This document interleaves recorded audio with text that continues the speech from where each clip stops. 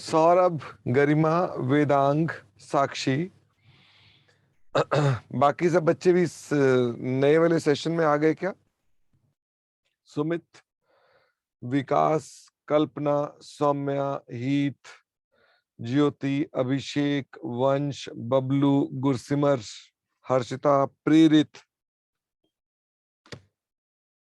ये लो, रितिका, तनिषा, प्रेम, गुरप्रीत। चलिए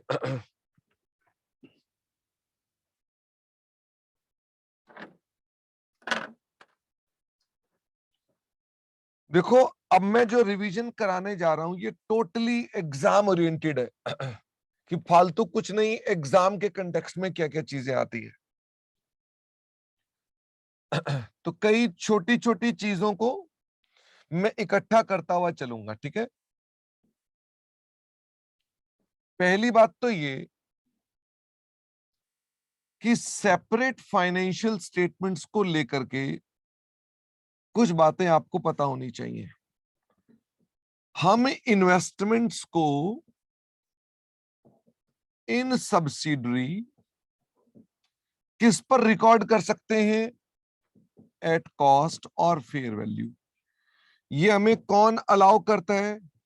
ये इंड AS 27 अलाउ करता है कि आप कॉस्ट पे लिखो या फेयर वैल्यू पे रखो। फेयर वैल्यू के रखोगे तो थ्रू P&L भी रख सकते हो, थ्रू OCI भी रख सकते हो, डिपेंडिंग अपॉन कि आप 109 में आप कौन सी कॉन्सेप्ट में कवर कर रहे हो। ये हमारे लिए एक बड़ा एक रेलेवेंट पॉइंट है कि हमें अपने पास ऐसा करना चाहिए। कॉस्ट को कहीं पर भी डिफाइंड नहीं है, तो कॉस्ट को हम लोग कैसे देखते हैं? कॉस्ट को हम ऐसे देखते हैं कि आपके पास अगर कोई अर्लियर लॉट्स पड़े हो तो क्या अर्लियर लॉट्स को आपको रीवैल्यू करना जरूरी है eight fair value? The answer is yes. और अगर मान लीजिए आप कोई अब नया लॉट जो परचेज कर रहे हो, इसके लिए जो आपने कैश पे कर दिया प्लस इसके लिए आपने जो शेयर एक्सचेंज कर दिए, कितने के बदले में कितने शेयर देने हैं, plus deferred consideration plus contingent consideration, इनको अगर हम जोड़ दें तो ये क्या निकल आती है हमारे पास? ये न्यू लॉट की कॉस्ट है और ये भी कॉस्ट है, और इन दोनों को क्लब कर दें तो ये आपकी अल्टीमेटली कॉस्ट कहलाती है। यदि फेयर वैल्यू पर रखा हुआ है आपने तो आप अपने पास फेयर वैल्यू को ईच ईयर पर क्या करते जाएंगे? रीवैल्यू करते जाएंगे। ठीक है, ये एक कॉन्सेप्ट आपको हमने बताया था।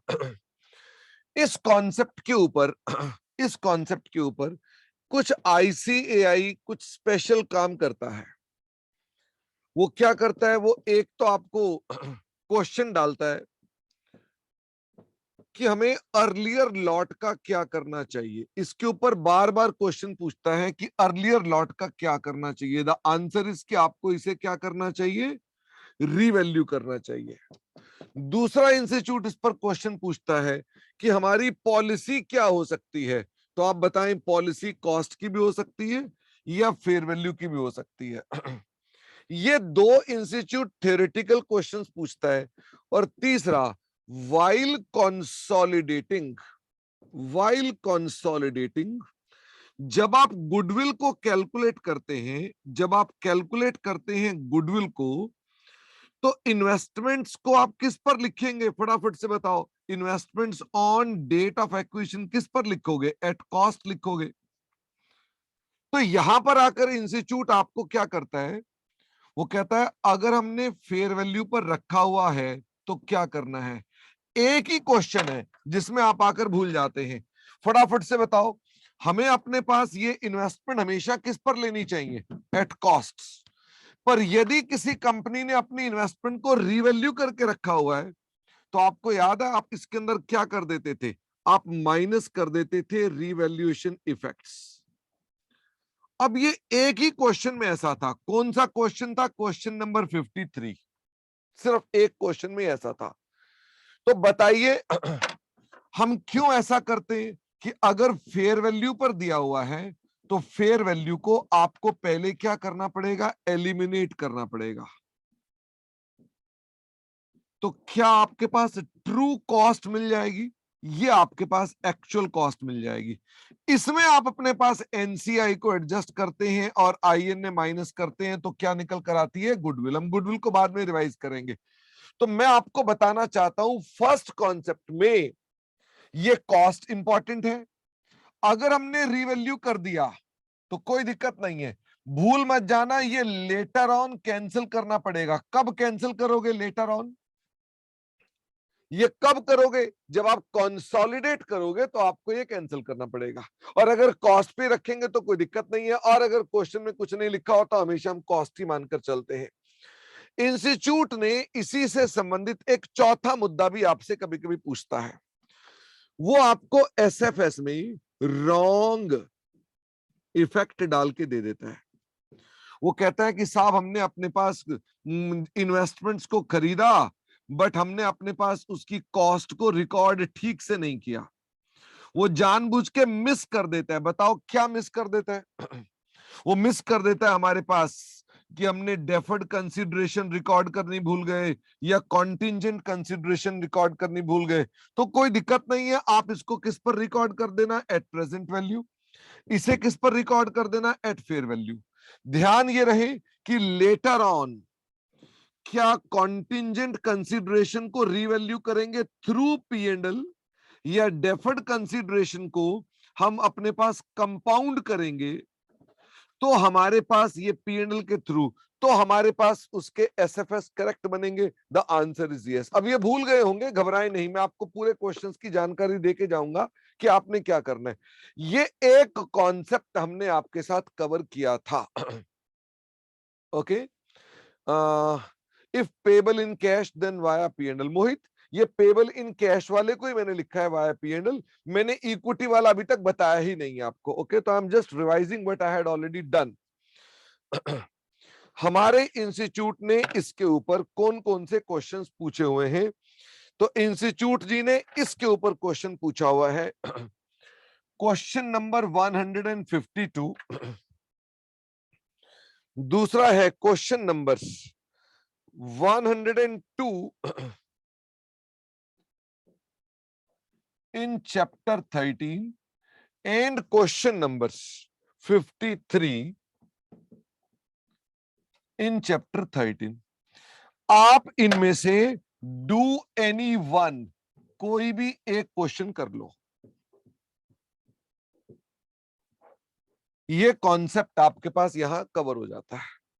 इसका मतलब ये, अब आपको यहां ना जो क्वेश्चन मिलते हैं फुल फ्लेज क्वेश्चन नहीं मिलते हैं, स्मॉल क्वेश्चंस हैं।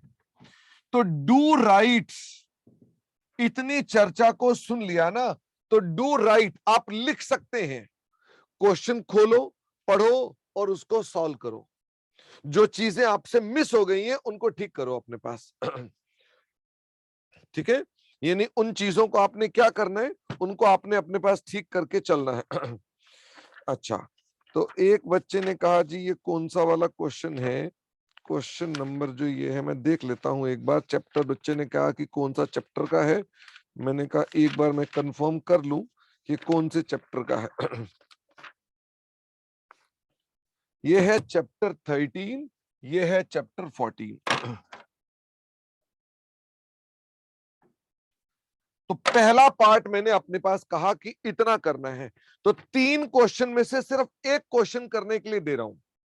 इस कॉन्सेप्ट को जितना बताया बस इतना ही चाहिए आपके लिए, और कुछ नहीं। और अगर आपको ये सब पता था तो बड़ी अच्छी बात है। दूसरी बात आती है कि हम अपने पास जब यहां पर कंसोलिडेशन करते हैं, ये सब बातें थी एसएफएस के बारे में, ठीक है। अब बारी आ गई कंसोलिडेशन के बारे में कि हम जब कंसोलिडेशन करते हैं तो क्या होता है। अब देखो साहब, जो कंसोलिडेशन करते हैं उसके अंदर आपके पास वहीं पर सारा काम है, बाकी एसएफएस में तो ज्यादा दिक्कत नहीं आती है।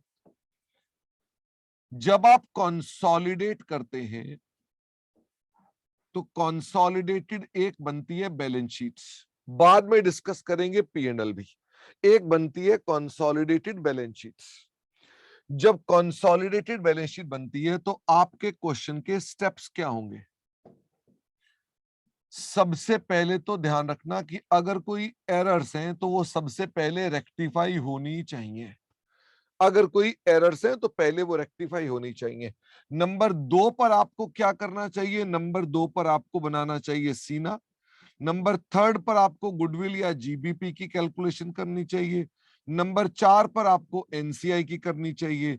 नंबर 5 पर आपको अपने पास कंसोलिडेटेड इक्विटी बनानी चाहिए और फिर उसके बाद बैलेंस शीट बनेंगे और लास्ट में आपके पास उसके नोट्स बनेंगे।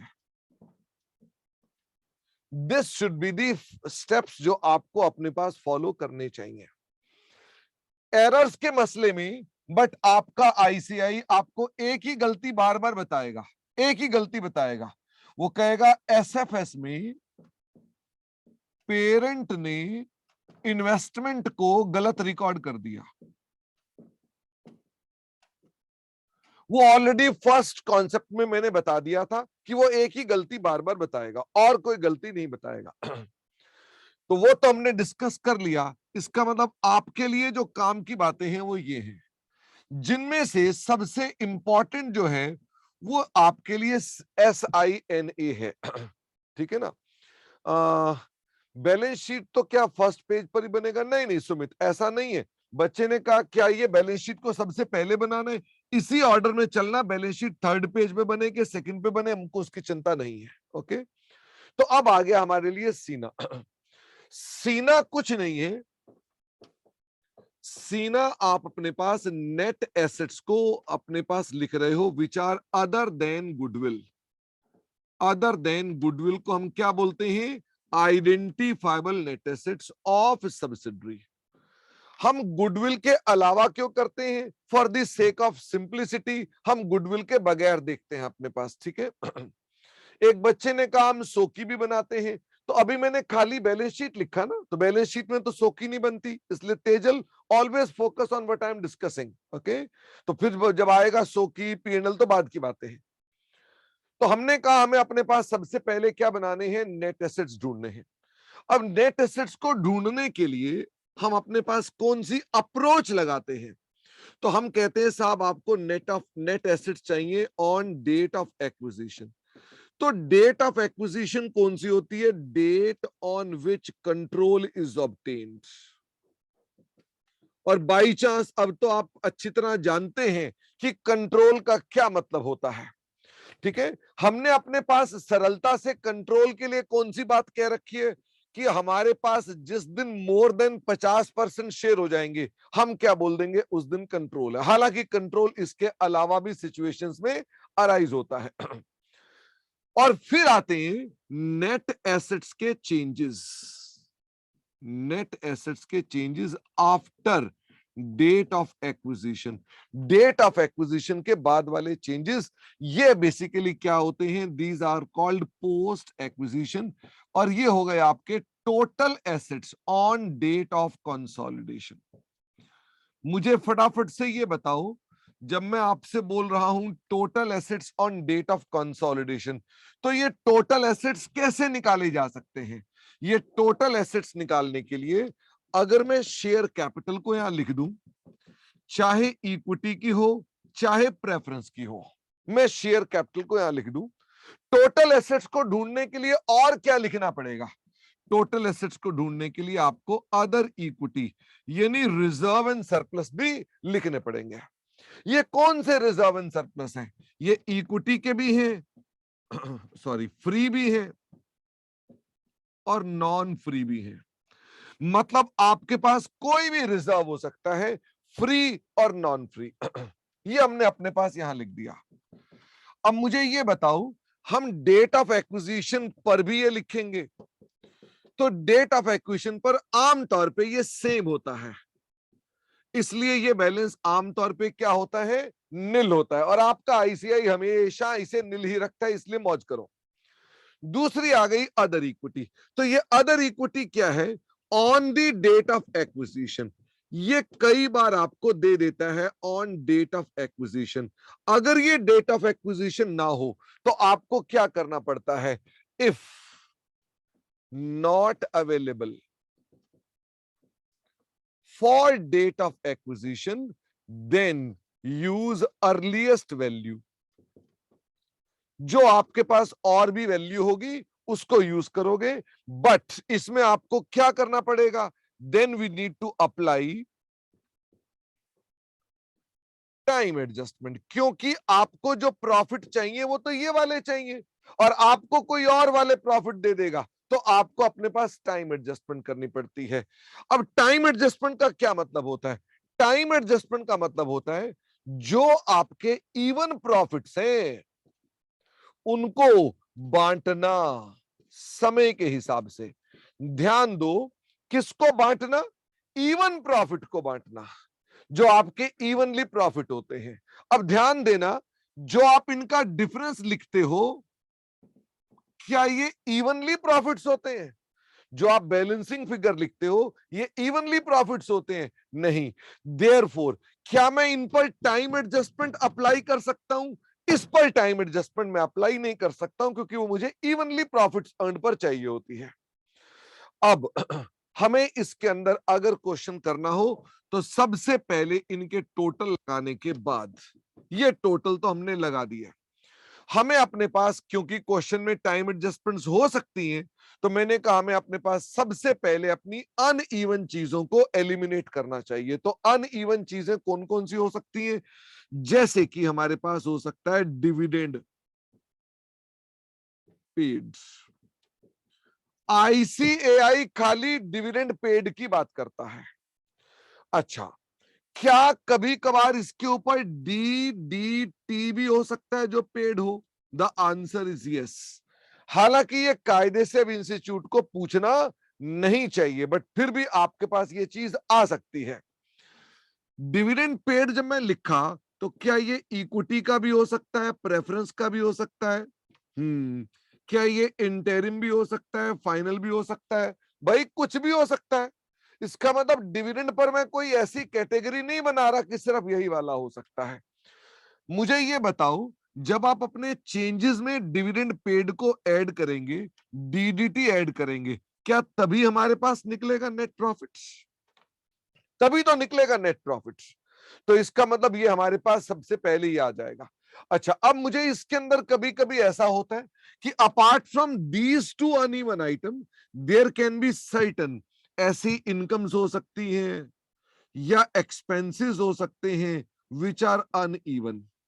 जैसे कि वो इसमें क्या बात कर देता है? ब्याज की बात कर देता है कि कोई ब्याज की इनकम हो रही है या ब्याज की इनकम हो रही है, खर्चा हो रहा है जो अनइवन है। मजे की बात है, ये आपके पास जो है ये आईसीआई कभी नहीं पूछता है, आईसीआई इसके बारे में सवाल नहीं लगाता है। ये आ गया net profit before uneven items. अगर मैं इसके अंदर अप्लाई कर दूं टाइम एडजस्टमेंट, क्योंकि अब मैं अप्लाई कर सकता हूं टाइम एडजस्टमेंट, तो कोई दिक्कत की बात नहीं है, ये मैंने टाइम को एडजस्ट कर दिया। अच्छा, जिस क्वेश्चन में टाइम एडजस्टमेंट नहीं है, जिस क्वेश्चन में टाइम एडजस्टमेंट नहीं है उसमें अनइवन चीज को तो लिखेंगे नहीं, डिविडेंड तब भी लिखेंगे, बताओ क्यों? क्योंकि डिविडेंड को हमें एलिमिनेट भी करना होता है, तो there is another reason, dividend आपको हटाना है, क्योंकि विद इन ग्रुप जो डिविडेंड दिया जा रहा है वो आपके काम का नहीं होता है। इसका मतलब ये डिविडेंड तो आएगा ही आएगा, चाहे टाइम एडजस्टमेंट हो चाहे ना हो। अनइवन चीजें तभी लिखें जब टाइम एडजस्टमेंट है, और आपके पास अगर मैं इंस्टीट्यूट के सवाल करूं तो उसमें ऐसा कुछ भी नहीं होता। ये आ गया मेरे पास इतना इतना बैलेंस। हम बोलते हैं कि these are basically book value of net assets on date of acquisition. और ये क्या निकलाया? ये निकलाया हमारे पास नेट प्रॉफिट जो कि आपके पास था आफ्टर एक्विजिशन। अच्छा, इसमें और क्या क्या एडजस्टमेंट्स हो सकती हैं? भाई अगर अनइवन चीजें पहले आपने यहां पर हटा दी थी तो क्या वापस लानी पड़ेंगी अनइवन चीजें? फिर से ये चीजें इंस्टीट्यूट पूछता नहीं है, तो इस पर ज्यादा आपको दिमाग दौड़ाने की आवश्यकता नहीं है।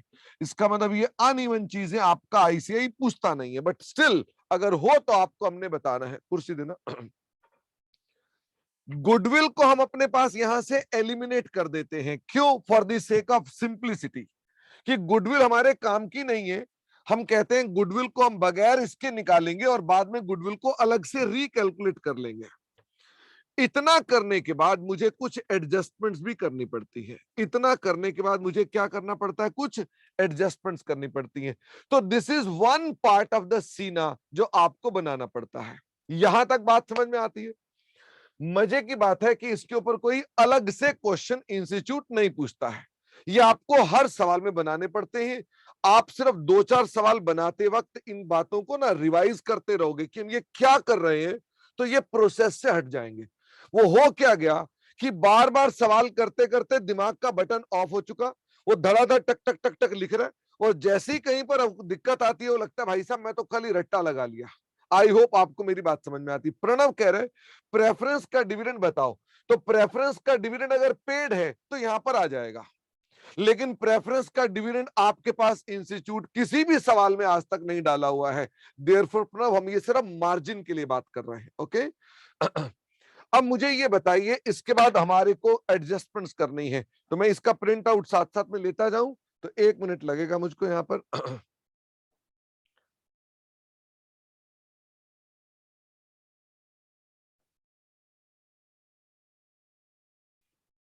चलिए, मुझे इसके बाद इसमें कुछ एडजस्टमेंट्स करनी पड़ती हैं। वो एडजस्टमेंट्स कौन कौन सी हैं, आओ उन एडजस्टमेंट्स को देखें। हम एक एक करके डील करेंगे कि सीना में और क्या क्या एडजस्टमेंट्स होती हैं।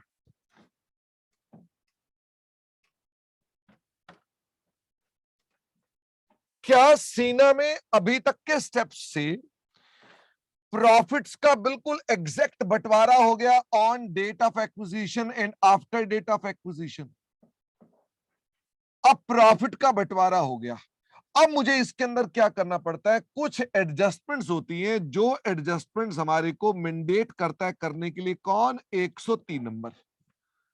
वो कह रहा है हमें अपने पास अपने रीवैल्यूएशन करना पड़ता है। किसका रीवैल्यूएशन करना पड़ता है, revaluation of assets, net assets of subsidiary, जो किस किस का हो सकता है। ये प्रॉपर्टी प्लांट इक्विपमेंट का हो सकता है, ये स्टॉक का हो सकता है, स्टॉक का रीवैल्यूएशन, ये हो सकता है हमारे पास ट्रेड रिसीवेबल्स का हो या ट्रेड पेबल का हो। ये 3 चीजों का ही वो आपको इंस्टीट्यूट रीवैल्यूएशन देता है। तो आपको इसमें प्रॉब्लम कहां आती है, हाउ टू कैलकुलेट इट। तो प्रॉपर्टी प्लांट इक्विपमेंट का जब रीवैल्यूएशन करते हो तो आप कैसे कैलकुलेट करते हो, तो आप देखते हो आपके क्वेश्चन में what is the book value on date of acquisition versus what is the fair value on date of acquisition. खरीदने वाले दिन हमारे एसेट की फेयर वैल्यू कितनी है और उस दिन उसकी बुक वैल्यू कितनी है। यहां पर आपका इंस्टीट्यूट कभी कभी इसमें एक झंझट डाल देता है। क्या झंझट डाल देता है, वो मिड ईयर की डेट ऑफ एक्विजिशन देता है, therefore book value is missing on that date. तो क्या उस दिन जब मिड में ले लेता है तो बुक वैल्यू मिस हो जाती है, बुक वैल्यू मिसिंग हो जाती है। जैसे ही मिसिंग हो जाती है तो फिर आपको क्या करना पड़ता है, आप ओपनिंग बुक वैल्यू से लेस करते हो डेप्रिसिएशन फॉर द पार्ट्स। अब इसका मतलब आप उस पार्ट के लिए डेप्रिसिएशन को लेस करोगे, बैलेंस निकल कर आएगा आपके पास डेट ऑफ एक्विजिशन वाले दिन की book value. Fair value will be always given. अगर मान लो फेयर वैल्यू होगी नहीं तो आपको रीवैल्यू करने की जरूरत ही नहीं। रीवैल्यूएशन को ट्रिगर ही कौन करेगा, fair value on the date of acquisition. Question में कभी कभी स्टॉक के बारे में भी जानकारी आएगी, वो आपको बुक वैल्यू बता देगा on date of acquisition versus बता देगा fair value on date of acquisition. मजे की बात है इसमें आपको कोई भी कैलकुलेशन की प्रॉब्लम नहीं आती है, क्योंकि आप अपने पास यहां स्टॉक को पहले ही फेयर वैल्यू पर ले लेते हैं। देयरफॉर जितने भी यूपी होंगे, जितने भी यूपी होंगे जो हमारे इस स्टॉक से संबंधित होंगे, which belong to before date of acquisition, वो सब आपको इग्नोर करने पड़ेंगे। क्यों इग्नोर करने पड़ेंगे, क्योंकि आपने अपने पास यहां तक की फेयर वैल्यू ले ली है। अब इसके बाद वाले यूपी बाद वाले आएंगे, यहां तक के यूपी आपके पास किसी भी काम के नहीं है। फिर आ गए मेरे पास ट्रेड रिसीवेबल, ट्रेड पेबल। मजे की बात है, इसकी भी बुक वैल्यू दे देगा और इसकी भी फेयर वैल्यू दे देगा। वैसे इंस्टीट्यूट आमतौर पे इनमें आपको फेयर वैल्यूज के ये कैलकुलेशन नहीं देता। आईसीआई क्या करता है, वो सीधा आपको चेंजेस बता देता है। क्या ये और भी आसान है? वो आपको सीधा बता देता है कि स्टॉक की इतनी वैल्यू बढ़ गई और डेटर की इतनी वैल्यू बढ़ गई, क्रेडिटर की इतनी वैल्यू बढ़ गई। हम उसके अकॉर्डिंगली अपने पास यहां पर क्या लिख देते हैं, ये वैल्यूज को लिख देते हैं। क्योंकि इन रिवैल्यूएशंस को इनकम टैक्स वाले नहीं मानते, तो इन रिवैल्यूएशंस का आपको डेफर्ड टैक्स का इफेक्ट भी डालना पड़ता है। किसी भी क्वेश्चन में डेफर्ड टैक्स का इफेक्ट नहीं आया। इंस्टीट्यूट ने किसी भी सवाल में आपको डेफर्ड टैक्स बोला नहीं बोला। इसका मतलब डेफर्ड टैक्स की मैंने बातें बताई जरूर, बट वो मार्जिन के लिए बताई। सर ये मार्जिन बड़ी दिमाग खराब करता है हमारा, तो यही तो प्रॉब्लम है। मैं आपको अगर मान लीजिए मार्जिन कराऊंगा तभी तो आप अपने पास तैयार होंगे। इंस्टीट्यूट के अंदर जो लिखे हुए सवाल है उससे पूरा कॉन्सेप्ट कवर नहीं होता। तो ईमानदारी तो ये बनती है कि I have to teach you everything, कि भाई ये भी है, ये भी है, ये भी है। लेकिन होता क्या है, बच्चा कहता है फालतू मत बताओ, उतना बताओ जितने से पेपर हो जाएगा। तो उसमें फिर आपका डेफर्ड टैक्स का चक्कर नहीं होता है। ये मैंने आपसे कहा, ये चार चीजें आपके पास क्या आ जाती हैं, ये रिवैल्यूएशन की आ जाती है। इन सब के अंदर हमारे पास कॉन्सिक्वेंशियल एडजस्टमेंट्स भी कई बार आती हैं। अब ये कॉन्सिक्वेंशियल एडजस्टमेंट्स कौन कौन सी होती हैं? जैसे कि कॉन्सिक्वेंशियल एडजस्टमेंट जो आएंगी, वो आएंगी आपके पास पहले तो एडिशनल डेप्रिसिएशन की ऑन पीपीई। जो आपने एडिशनल डेप्रिसिएशन निकाली उसकी पीपी। अब इसको कैलकुलेट कैसे करते हैं, एडिशनल डेप्रिसिएशन को हम कैलकुलेट कैसे करते हैं? तो हम इसके अंदर देखते हैं कि आपने अपने पास कितने रुपए का आपका चेंज था, मल्टीप्लाइड बाय डेप्रिसिएशन रेट लगाओ और इनटू पोस्ट का पीरियड कर दो। इससे आपके पास ये स्मार्टली तरीके से डेप्रिसिएशन का चेंज निकल आता है। लेकिन ये मेथड काम नहीं करता है, ये स्मार्ट मेथड है। अगर पूरा पूरा साल हो तो ये मेथड काम करता है। अगर पूरा पूरा साल हो तो ये मेथड काम करता है। तो इसमें आपको एक्चुअल कॉन्सेप्ट क्या करना पड़ता है, आप कहते हो डेप्रिसिएशन ऑन फेयर वैल्यू। जो आपने फेयर वैल्यू पर डेप्शन थी वो निकालो फॉर पोस्ट पीरियड, माइनस करो डेप्रिसिएशन ऑलरेडी चार्ज्ड। तो क्या ये मेरे पास मेथड जो है ये पार्ट ऑफ द ईयर के लिए भी काम करता है? द आंसर इज यस, ये पार्ट ऑफ द ईयर के लिए भी काम करता है। इंस्टीट्यूट ने इसके ऊपर जो सवाल दिए हुए हैं, बाई चांस 2-3 सवाल हैं और उन सब में पार्ट ऑफ द ईयर है, तो आईसीआई के क्वेश्चन जो है वो इस पॉइंट पर ज्यादा है। बट एनीवे आपको मैं ये सिर्फ हाईलाइट कर रहा हूं और कुछ नहीं है। फिर बारी आती है, क्या स्टॉक की भी कॉन्सिक्वेंशियल एडजस्टमेंट होती है? The answer is yes. लेकिन ये कब होती है? If such stock was disposed of या सोल्ड। अगर हमने उसे बेच दिया था। सर अगर हमने बेच दिया था तो ये क्यों एडजस्टमेंट होती है? जब आपने स्टॉक को यहां पर बढ़ा दिया और बाद में बिक गया, तो क्या इसकी वजह से हाई कॉस्ट नहीं आनी चाहिए? भाई अगर आपने स्टॉक को यहां रीवैल्यू कर दिया, तो जब आपने उसे बेचा तो आपके पास जो प्रॉफिट रहे होंगे, जो आपने ऊपर प्रॉफिट निकाले होंगे, उस प्रॉफिट में तो हिस्टोरिकल वैल्यूएशंस थी, उसमें तो स्टॉक पुरानी वैल्यूज पर था। जब आप स्टॉक को रीवैल्यू कर देते हैं और बेच देते हैं बाद में, तो क्या इस प्रॉफिट में हाई कॉस्ट में आ जाना चाहिए? देयरफॉर हम अपने पास यहां स्टॉक की रीवैल्यूएशन को जिसको किया था उसको अपने पास हम यहां ले आते हैं। वैसे ही अगर डेटर्स हैं, ट्रेड रिसीवेबल्स हैं, मैंने अपने डेटर को पहले ही रिड्यूस कर दिया था, मुझे लॉस हो गया था तो मैंने रिड्यूस कर दिया था। जब बाद में वो डेटर एक्चुअल में लॉस पे रियलाइज किए होंगे, तो क्या ये प्रॉफिट में घट चुके होंगे? द आंसर इज यस, पर वो तो घटने नहीं चाहिए। इसलिए हम कहते हैं डेटर को यहां पर प्रॉफिट के रूप में दिखा दो। भाई यहां आपने लॉस दिखाया था तो यहां प्रॉफिट दिखा दो, यहां प्लस किया था यहां माइनस कर दो, यहां प्लस किया था यहां माइनस कर दो। तो इसका मतलब आपको ट्रेड रिसीवेबल्स में भी ये एडजस्टमेंट करनी पड़ती है। तो हमारे इंस्टीट्यूट ने इस पर भी कभी कभी क्वेश्चन डाल रखे हैं। क्या इन सब पर भी डेफर्ड टैक्स का इफेक्ट आता है? The answer is yes. अगर इनका डेफर्ड टैक्स का इफेक्ट है तो इनका भी डेफर्ड टैक्स का इफेक्ट है। फिर से इंस्टीट्यूट इस पर डेफर्ड टैक्स पर कोई सवाल आपसे पूछता नहीं है। इसका मतलब सीना के अंदर हमने ये भी एडजस्टमेंट कर दी और ये भी एडजस्टमेंट कर दी और उसके रीजन भी बता दिए ऐसा ऐसा क्यों करते हैं। मुझे बताइए, इसके अलावा हमारे को अनरियलाइज्ड प्रॉफिट अगर होगा ऑन अपस्ट्रीम, अपस्ट्रीम क्या होता है? अपस्ट्रीम होता है जो पेरेंट से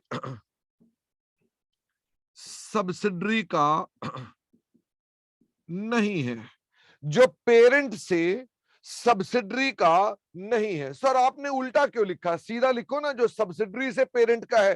वो चेन होल्डिंग में दिक्कत आ जाती है। सब्सिडरी ने सब्सिडरी को बेचा तो क्या बोलोगे उसको?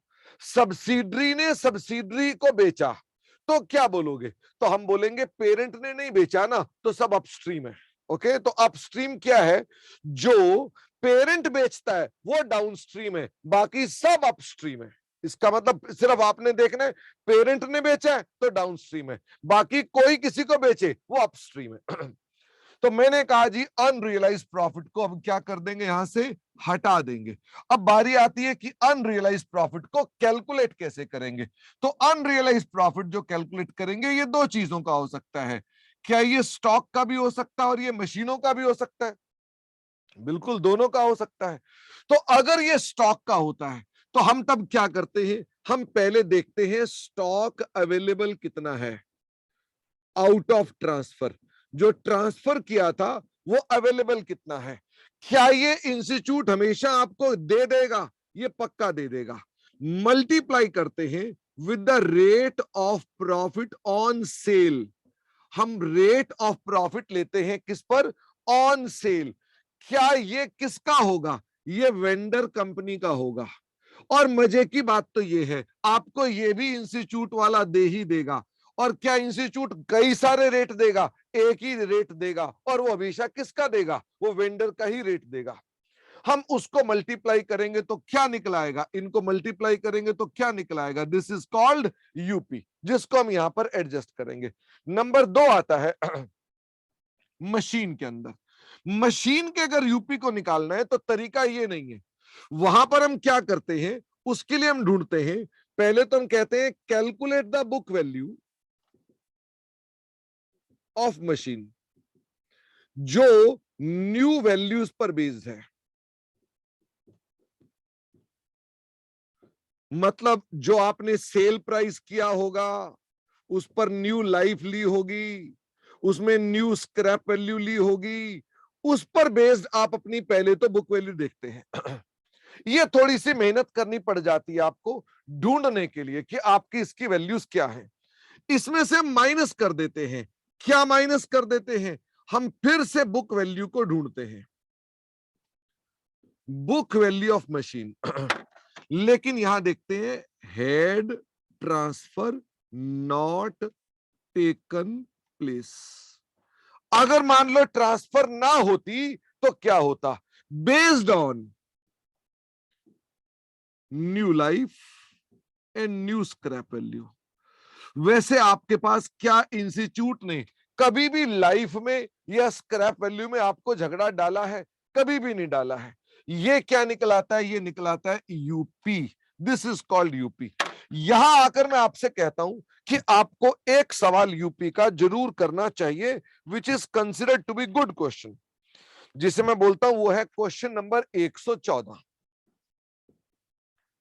ये क्वेश्चन आपको जरूर सॉल्व करना चाहिए। चैप्टर अगर मैं नहीं बताता तो बाय डिफॉल्ट वो चैप्टर 14 है। ओके, इसका मतलब आपको ये करना है। यूपी के ऊपर और भी कुछ क्वेश्चंस हैं, जो छोटे छोटे क्वेश्चंस आपको दिए गए हैं। मैं उनको करने के लिए रिकमेंड नहीं कर रहा। 39, 40, 41, 42 एंड 43, ये सब स्टडी मटेरियल के क्वेश्चंस हैं। ये सब स्मॉल क्वेश्चंस हैं।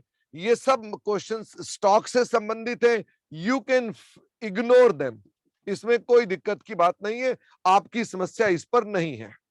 हाँ, मैं गरिमा कोई एग्जाम्पल्स की बात नहीं कर रहा और मैं कोई डिप्लोमा आईएफआरएस की बात नहीं कर रहा, ठीक है। तो मैं अपने पास मार्जिन डिस्कस कर रहा हूं, बट मार्जिन के क्वेश्चंस करने के लिए नहीं कह रहा। मैं कह रहा हूं 1 मिनट के लिए मार्जिन को डिस्कस कर लिया ना, बहुत है, हम दूसरों से आगे चले बस। हम उसमें महापंडिताई बन जाएंगे तो दिक्कत हो जाएगी ना, फिर आपका कोर्स खत्म नहीं होता।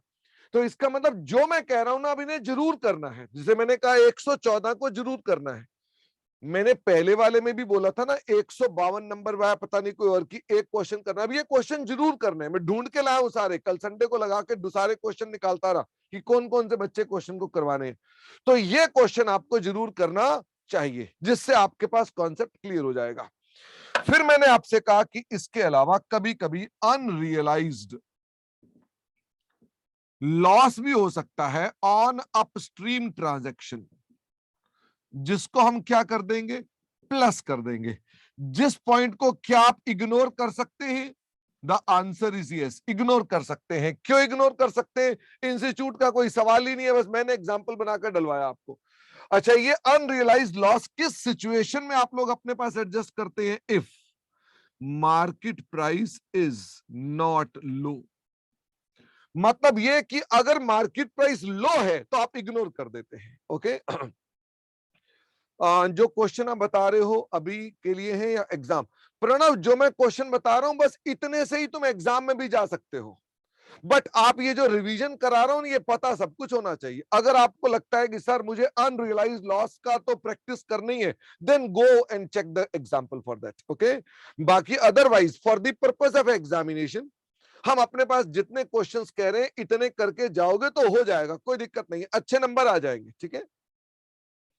तो ये अनरियलाइज्ड लॉस को भी मैंने अपने पास क्या कर दिया, मैंने कहा यहां पर भी इसको ले आएंगे। एक और भी चीज ले लेते हैं, वो है dividends on cumulative preference shares. इसे भी आपको माइनस करना है, and this point can also be ignored. इस पॉइंट को भी इग्नोर कर सकते हो, ये भी आपके लिए कोई बहुत रेलेवेंट पॉइंट नहीं है कि आप अपने पास इसका भी चक्कर में ना भी पढ़ो तो भी चलेगा। हमने गुडविल की अमोर्टाइजेशन इस जगह पर कभी भी नहीं डाली, इसलिए मैं उसकी बात नहीं कर रहा। और ये जो बैलेंस निकल कर आता है, ये निकल कर आता है आपका सीना, जिसके अंदर आप इसकी एलोकेशन कर देते हैं। Allocation is not a problem, I am not discussing that allocation. तो यानी ये मैंने अपने पास एलोकेशन के कंटेक्स्ट में चर्चा कर डाली। तो इतने सारे मुद्दे यहां पर आते हैं। ओके अच्छा, अब मेरे पास इससे संबंधित कोई क्वेश्चन, रिवैल्यूएशन से संबंधित कोई क्वेश्चन नहीं है। डिविडेंड पर कुछ मरियल मरियल क्वेश्चन आते हैं, बट मैं आपको उसकी चर्चा भी करवा के दिखा दूंगा कि वो क्या कहां कहां पर आते हैं। सुनिए, अब अपने पास इसका भी प्रिंट आउट ले लूं, इसके साथ ही हमारा सीना। यही होता है, किसी बड़े क्वेश्चन में ये सब चीजें होती हैं, but not as a separate thing. तो आपके सवालों में सीना कोई अलग से नहीं पूछा जाता है, लेकिन ये सीना आपको बनाना आना चाहिए। किसमें प्लस करना है, किसमें माइनस करना है। अच्छा, तो भाई ये डिविडेंड वो बच्चा कह रहा है ये माइनस क्यों कर रहे हैं और किसी को कभी प्लस कर रहे हो, तो ये बताओ जरा फटाफट से। बच्चे की ये समस्या है कि प्लस किसे कर रहे हैं, माइनस। तो तुमने रीड नहीं किया ना। अगर स्टॉक को यहां बढ़ाना है तो स्टॉक बढ़ेगा, इंक्रीज होगा, तो वेदांग बाद में कॉस्ट बढ़ेगी। ओके, अब मैं ज्यादा लिखूंगा तो आपके लिए हैवी हो जाएगा। डेटर आपने यहां रिड्यूस किए हैं, मतलब आपने यहां लॉस बुक कर दिया, तो बाद में लॉस नहीं होगा, इसका मतलब प्लस करना पड़ेगा। अच्छा, अनरियलाइज प्रॉफिट आपने हटाना है, प्रॉफिट हटाना है, तो बताइए प्रॉफिट हटेगा तो क्या होगा, माइनस होगा। लॉस हटाना है तो आप अपने पास ये पता होना चाहिए कि आप ये क्या कर रहे हैं, एलिमिनेशन कर रहे हैं। एलिमिनेशन कर रहे हैं तो आपको अपने आप पता चलेगा कि आपने ये एलिमिनेशन कर दी। डिविडेंड को आप एप्रोप्रिएट कर रहे हैं। अब बताओ, डिविडेंड को एप्रोप्रिएट करोगे तो क्या करोगे भाई वेदांग, लेस करोगे ना। एप्रोप्रिएट मतलब देना है तुमने, तो माइनस करेंगे। एडजस्टमेंट में दिया है सब्सिडरी के trade receivable include bad debts, which later on realized। अच्छा, ज्योति ने कहा कि सर मान लो डेटर हमारे पास जो थे वो बाद में रियलाइज हो गए। मैंने कहा बिल्कुल ठीक। तो ज्योति ध्यान से सुनना, डेटर डेट ऑफ एक्विजिशन पर तुम्हें बैड लग रहे थे, तो क्या तुमने यहां पर डेटर को रिड्यूस कर दिया होगा? फटाफट से बताओ ज्योति, हाँ के ना। तुम्हें यहां लग रहे थे डेटर जो है तुम्हारे बैड हो जाएंगे, तो यहां आपने लेस कर दिया होगा। अब बाद में जो थे वो डेटर रियलाइज हो गए, तो रियलाइज हो गए तो इसका मतलब जो तुमने डेट ऑफ एक्विजिशन पे रिड्यूस कर दिया था वो गलत हो गया तुमसे।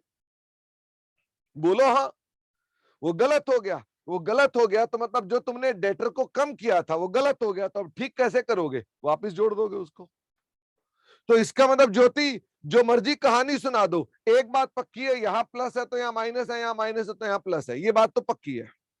बाकी कारण कुछ भी बनाना सोच समझ करके। ओके, आप कोई भी सिचुएशन बनाओगे तो आप अल्टीमेटली मुझे यहां कुछ भी प्लस कराओगे तो यहां उसका आंसर मिल जाएगा कि माइनस का कारण क्या है। बाकी एनीवे यहां तक हम पहुंच गए। अब हम चलते हैं, इसके बाद हम अगली कैलकुलेशन किसकी करते थे? अगली कैलकुलेशन करते थे सीना की। अच्छा, ये बीच में ये लिखा है, इसको इसका भी प्रिंट चाहिए क्या?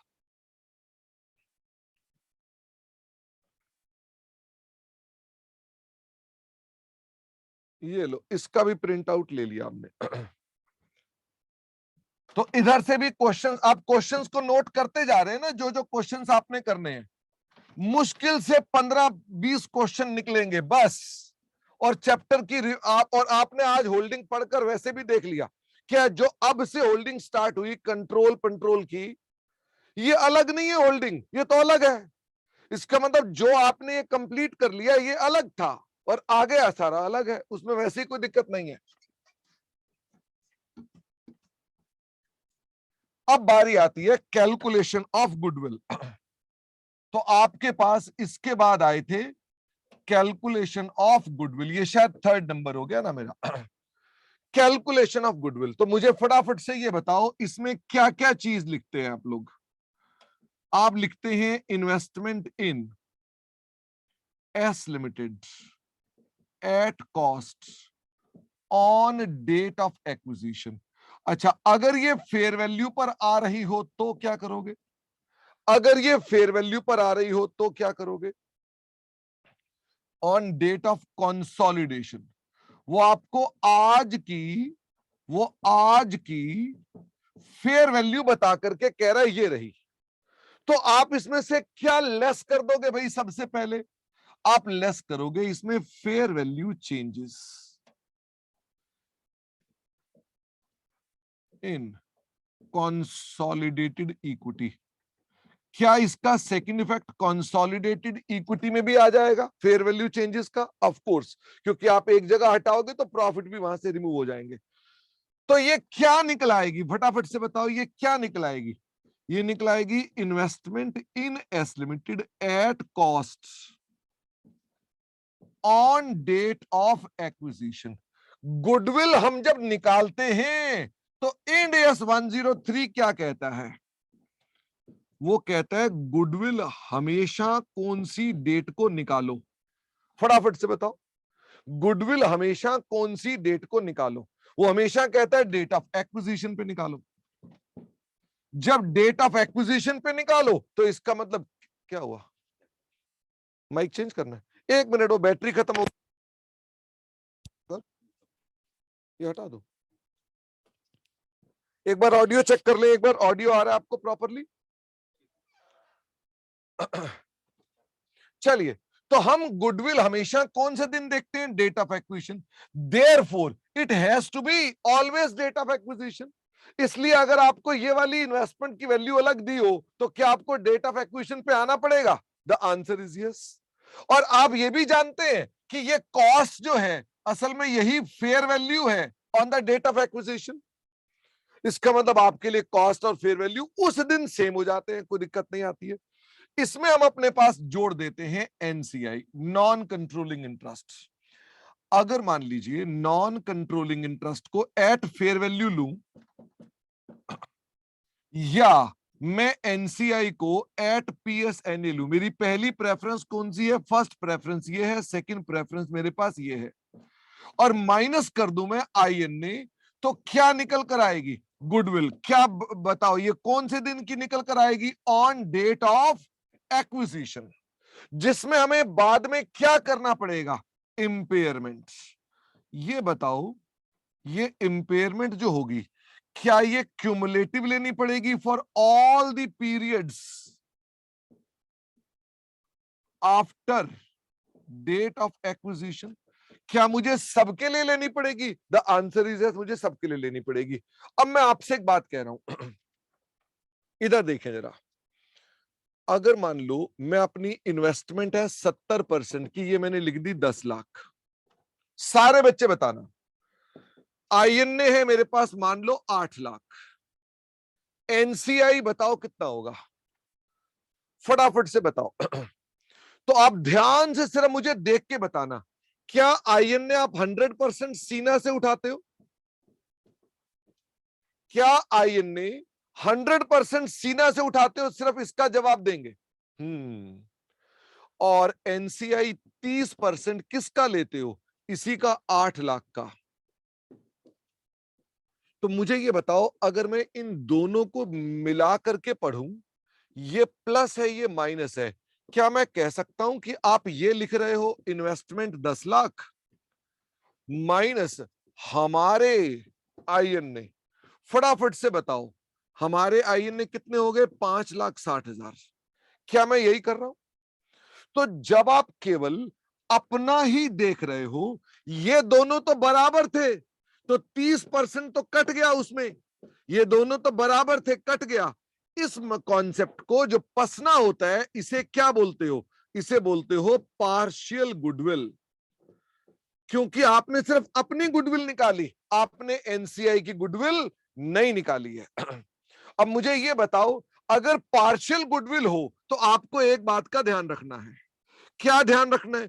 कि जब गुडविल इंपेयरमेंट होगी तो इस इंपेयरमेंट में NCI का शेयर नहीं होगा। क्यों नहीं होगा? रीजन ये रहा, जब आपने उनकी गुडविल निकाली नहीं तो उनकी इंपेयर क्यों कर रहे हो? Percentage given even though ownership mid of the year. हाँ, अमर ने कहा, क्या गुडविल हमेशा फुल ईयर की क्यों लेते हैं? हा। अमर आए हैं हमारे पास, अमर क्वेरी पूछने के लिए। वो कह रहे हैं सर गुडविल को हम अपने पास आधे साल के लिए, अगर क्वेश्चन में लिखा है 10% गुडविल इंपेयर कर दो, वो कह रहा है हम 10% इंपेयर कर रहे हैं, पर आधे साल का लेना चाहिए ना, तो हमें 10% फॉर हाफ ईयर, हमें ये इंपेयर करना चाहिए। इससे पता चलता है कि अमर तुम क्लास में सोते हो, रट्टा नहीं समझाया था आपको, लेकिन आप भूल जाते हो। इंटरमीडिएट में अमोर्टाइज होता था, फाइनल में गुडविल अमोर्टाइज होता है क्या? आगे दौड़ो अमर, पीछे छोड़ो। आप तो ये क्वेरी कह के चले जाते हो, मुझे पता अंदर से, मैं आपको रियलिटी बता रहा हूं, मुझे पता क्या महसूस होता है कि मैं कैसे इन बच्चों का स्टैंडर्ड हाई कर सकता हूं। ये तो आगे चलती है पढ़ना ही बंद हो चुके हैं। इंटर में जो इतने अच्छे अच्छे पढ़ते थे, यहां आकर इन्होंने पढ़ना ही बंद कर दिया। क्यों? क्योंकि इनकी लाइफ की प्रायोरिटीज और चेंज हो गई हैं। भाई साहब, गुडविल जो है अमोर्टाइज ही नहीं होती, तो आप कैसे साल साल की बात कर रहे हैं कि 2 महीने का अमोर्टाइज करेंगे, सब फलाना करेंगे? गुडविल सिर्फ इंपेयर होती है, घटती है। आपको उसने कहा 10% घट गई तो 10 घट गई, दैट्स इट। नालायक अमर। ऐसी क्वेरी पूछते हैं कि तन बदन में आग लग जाए कि यार इस बच्चे ने तो क्या करेंगे, इनका कैसे इनका ठीक करें इनको। गुडविल हमेशा हमारे पास जो निकलेगी उसकी इंपेयरमेंट होती है और कुछ नहीं होता है। एनीवे, तो मैंने अपने पास कहा ये। अच्छा, अगर मान लीजिए हम NCI को फेयर वैल्यू पर ले लेते हैं, तो हमने कहा 70% हमारी इन्वेस्टमेंट, क्या हमारी कॉस्ट हमारी फेयर वैल्यू है ऑन डेट ऑफ एक्विजिशन? क्या हमारी कॉस्ट हमारी फेयर वैल्यू है ऑन डेट ऑफ एक्विजिशन?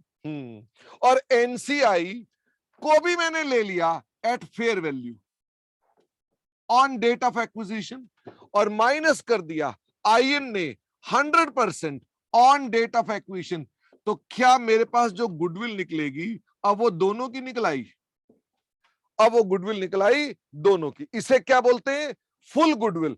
अगर फुल गुडविल होगी तो इसकी इंपेयरमेंट का घाटा कौन उठाएगा? इसका घाटा पेरेंट भी उठाएगा और NCI भी उठाएगा। मजे की बात है वो किस रेशो में उठाएंगे, अपनी रेशो में। हो सकता है ये गुडविल पैदा इस रेशो में ना हुई हो, गुडविल पैदा किसी में रेशो में हो, इंपेयर किस रेशो में होगी, होल्डिंग की रेशो में इंपेयर होगी। ओके हमने कहा जी अपने पास गुडविल को इंपेयर भी कर देंगे तो क्या निकल आएगा मेरे पास, ये मेरे पास वैल्यू निकल आएगी। कभी कभी ये जीबीपी भी निकल आता है। जीबीपी निकल आता है तो यहां पर एक थ्योरी का मुद्दा उठता है। वो थ्योरी का मुद्दा क्या उठता है कि अगर जीबीपी है तो हम अपने पास रिव्यू करेंगे। क्या रिव्यू करेंगे हम लोग अपने पास, हम अपनी फेयर वैल्यूज को रिव्यू करेंगे कि भाई fair value of net assets ठीक है, फेयर वैल्यू ऑफ आईएनए ठीक है। हम चेक करेंगे कि कोई इसमें अदर ट्रांजैक्शन तो नहीं घुसी हुई, पता चला लेन देन में कुछ दो चार चीजें और भी थी वो भी साथ में है, कोई और भी ट्रांजैक्शन तो नहीं घुसी हुई। अगर जवाब मिलता है यस इट इज रिलायबल, तो हम अपने पास उसे कहां भेज देंगे, हम उसे अपने पास ओसीआई में डाल देंगे और ओसीआई से वो कहां जाएगा, सोकी में जाएगा। और आप बना रहे हैं सीबीएस तो कहां जाएगा, ये कंसोलिडेटेड इक्विटी में जाएगा। कहां जाएगा, कंसोलिडेटेड इक्विटी में। अगर ये नॉट रिलायबल है, हमें लगता है कुछ गड़बड़ घोटाला है, तो हम क्या भेजेंगे, हम डायरेक्टली भेज देंगे कैपिटल रिजर्व में और वहां से कहां भेज देंगे, बैलेंस शीट में। आपके लिए कंसोलिडेटेड इक्विटी इंपॉर्टेंट है क्योंकि कंसोलिडेटेड इक्विटी में चला जाएगा। इंस्टीट्यूट ने इस मुद्दे पर कभी भी आपको बड़ा क्वेश्चन नहीं पूछा है। इस मुद्दे पर इंस्टीट्यूट ने आपको हमेशा कौन सा क्वेश्चन पूछा है, छोटे क्वेश्चन पूछे हैं। और वो छोटे क्वेश्चन है question number 29, 54, 56, 68 and 70 in chapter number 13। किस चैप्टर की बात कर रहा हूं, चैप्टर नंबर 13। यहां पूछे आई वॉन्ट टू डू कि आप इसमें से एक क्वेश्चन कर लें। जो मैंने क्वेश्चन ढूंढा हुआ है वो है क्वेश्चन नंबर 54। 54 नंबर क्वेश्चन आप जरूर कर लें, लिख के करें, ठीक है ना। मेरी मेहनत का तभी फायदा होगा ना, आप उसको यूज भी करें, पता चला ये रिकॉर्ड बेकार हो जाएगा नहीं तो चैप्टर 13 का क्वेश्चन 54 जरूर करें, उसमें ये कॉन्सेप्ट आएगा। क्या आपने सिर्फ रीड करना है आंसर या अपने शब्दों में लिखना है, अपने शब्दों में लिखना है, ईमानदारी आपकी है। करोगे तो अपने लिए करोगे, मेरे लिए क्या करोगे, अपने लिए करोगे, मेरे लिए तो तुमने कर दिया जब पैसे दे दिया, अब तो आप अपने लिए करोगे। ओके वापिस आइए। तो वैसे कभी किसी सवाल में अगर बड़े क्वेश्चन में जीबीपी आ जाता है तो हम उसको अदर इक्विटी में डाल देते हैं। यहीं पे हमारे पास एक क्वेश्चन बन सकता है मार्जिन के लिए। वो क्वेश्चन कौन सा बनता है, वो बनता है कार्व आउट का। वो कार्व आउट क्या है कि हम अपने पास जिसे बोल रहे हैं ओसीआई में डालो और ओसीआई से सोकी में डालो और वहां से आप अपनी बैलेंस शीट में बनाओ।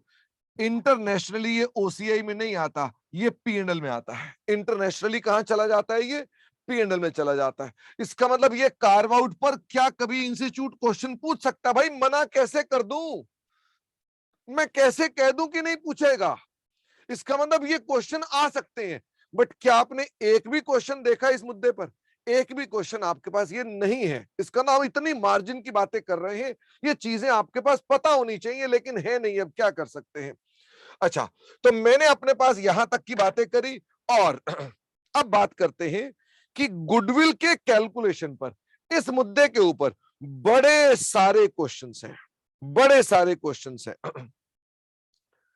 वो क्वेश्चन कौन कौन से हैं, यानी गुडविल की कैलकुलेशन के ऊपर। ये है question number 20, 49,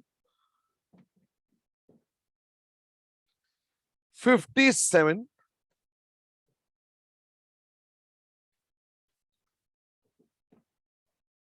81, 84, 98 and 99। They are all of chapter 13। कौन से वाले हैं, चैप्टर 13।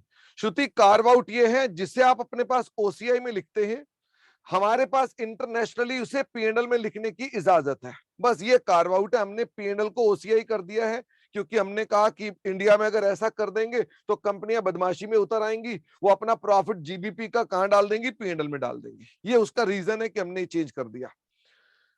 इसमें आपको ये जो क्वेश्चंस है ये सारे के सारे करने चाहिए। छोटे छोटे क्वेश्चंस हैं, बट ये सारे के सारे क्वेश्चंस करने चाहिए। 20 वाला मैंने कहा छोड़ दो, 20 वाले में ऐसा कुछ नहीं है कि आपको करें इसके अंदर। इसके अलावा चैप्टर नंबर 14 में भी क्वेश्चंस हैं इसके। चैप्टर नंबर 14 में है क्वेश्चन 25, 26, 27, 28 और 29। 25, 26, 27, 28 और 29 एक भी करने के लिए आपको नहीं कह रहा, एक भी मत करो, कोई दिक्कत नहीं है, लेकिन जो मैंने गोला लगा दिया ना ये जरूर कर लेना, ठीक है। छोटे छोटे क्वेश्चन है तो ये जरूर आपने अपने पास करने ही करने हैं। इसके अलावा इंस्टीट्यूट के जब आंसर लिखते हो तो कई बार वो आपसे जनरल एंट्री मांग लेता है, तो हमको अगर कभी जनरल एंट्री के रूप में बताना पड़े तो जनरल एंट्री के अंदर क्या एंट्री बनती है, identifiable net assets account debits to NCI. तो चाहे आप इन्वेस्टमेंट लिखो, चाहे आप cash, share capital, deferred consideration, contingent consideration लिखो, ये वाली एंट्री भी क्वेश्चंस में आपसे मांगी जाती है। इन क्वेश्चंस को करोगे तो एक और मुद्दा इंस्टीट्यूट पूछता है, वो पूछता है एक्विजिशन कॉस्ट का क्या ट्रीटमेंट होगा। बताया हुआ है आपको एक्विजिशन कॉस्ट का ट्रीटमेंट क्या होता है। Acquisition cost will go to PNL, not very important, hence मैंने वो क्वेश्चन को ना तो यहां मार्क किया और ना आपको कहा वो क्वेश्चन करना है। ओके तो हमारे पास यहां तक की बातों के बाद भी एक और बात आती है।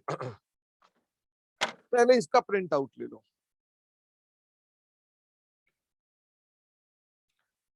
अच्छा, मैंने ना ऑलरेडी पहले भी ये टॉपिक को रिवाइज कराया हुआ था, और वो जिस तरह से कराया हुआ था मैं इस तरह से रिवाइज नहीं कराकर डिफरेंट प्रकार से कर रहा हूं। आपको मालूम है कि ये ऑलरेडी आपका एक रिवीजन वीडियो पहले भी बना हुआ है, आप उधर भी जाकर उसको दोबारा दोबारा देख सकते हैं। तो रिवीजन वीडियो पहले भी था, तो मैंने सेम रिपीट ना हो देयरफॉर मैंने डिफरेंट ढंग से क्वेश्चन से जोड़ करके आपको रिवाइज कराने का प्रयास किया कि आप अपना चैप्टर अच्छे से कर पाए अगले 2 दिन में या 3 दिन में, ये जरूर कर पाए। और इन द मीनवाइल हमारी होल्डिंग थ्योरी की चल रही है, वहां आपको वैसे ही दिक्कत नहीं आएगी। तो जो बच्चे भी होल्डिंग में आगे पीछे हो गए हैं वो सब बराबर हो जाएंगे। ओके, जितना काम मैं आपको आज दे रहा हूं ना, इससे आप बिल्कुल बराबर हो जाएंगे। ओके, आइए गुडविल जीबीपी को निकालते वक्त कभी कभी आपको इसमें एक एडजस्टमेंट करनी पड़ती है। आपने यहां इन्वेस्टमेंट लिख दी, आपने यहां पर एनसीआई लिख दिया और माइनस कर दिया आईएनए, लेकिन कभी कभी यही एडजस्टमेंट चेन होल्डिंग के जब सवाल आ जाते हैं तो वहां पर आपको थोड़ा सा ज्यादा डिफरेंटली करनी पड़ती है। यही जीबीपी निकालना है या गुडविल निकालनी है, तो वहां आप जो इन्वेस्टमेंट लिखते हो, इन्वेस्टमेंट इन S1, इन्वेस्टमेंट इन S2, ये दोनों तो लिख दी, लेकिन आप इसमें से कुछ इन्वेस्टमेंट को हटा भी देते हो। इन्वेस्टमेंट इन S1 एनसीआई शेयर, क्या आपको मालूम है इस पर आपने मुझसे बहुत मेहनत करवाई थी कि ये माइनस क्यों होता है, ये इन्वेस्टमेंट को क्यों माइनस करते हैं? क्योंकि रियल में हमने जब सब्सिडरी को कंसोलिडेट कर लिया, जब अपने साथ S2 को जोड़ लिया है, तो फिर ऐसी स्थिति में इस इन्वेस्टमेंट को लिखने का कोई लॉजिक नहीं। जब उसके नेट एसेट लिख दिए तो आप इन्वेस्टमेंट भी लिखोगे क्या? यानी एनसीआई की भी इन्वेस्टमेंट लिखोगे, एनसीआई के भी एसेट लिखोगे, तो रियलिटी में तो 2 एसेट नहीं है, एक इन्वेस्टमेंट हटानी पड़ेगी। ओके, अच्छा, ये चेन होल्डिंग बोल रहा हूं। चेन होल्डिंग कितने तरह के सवाल होते हैं, आई शेप और डी शेप।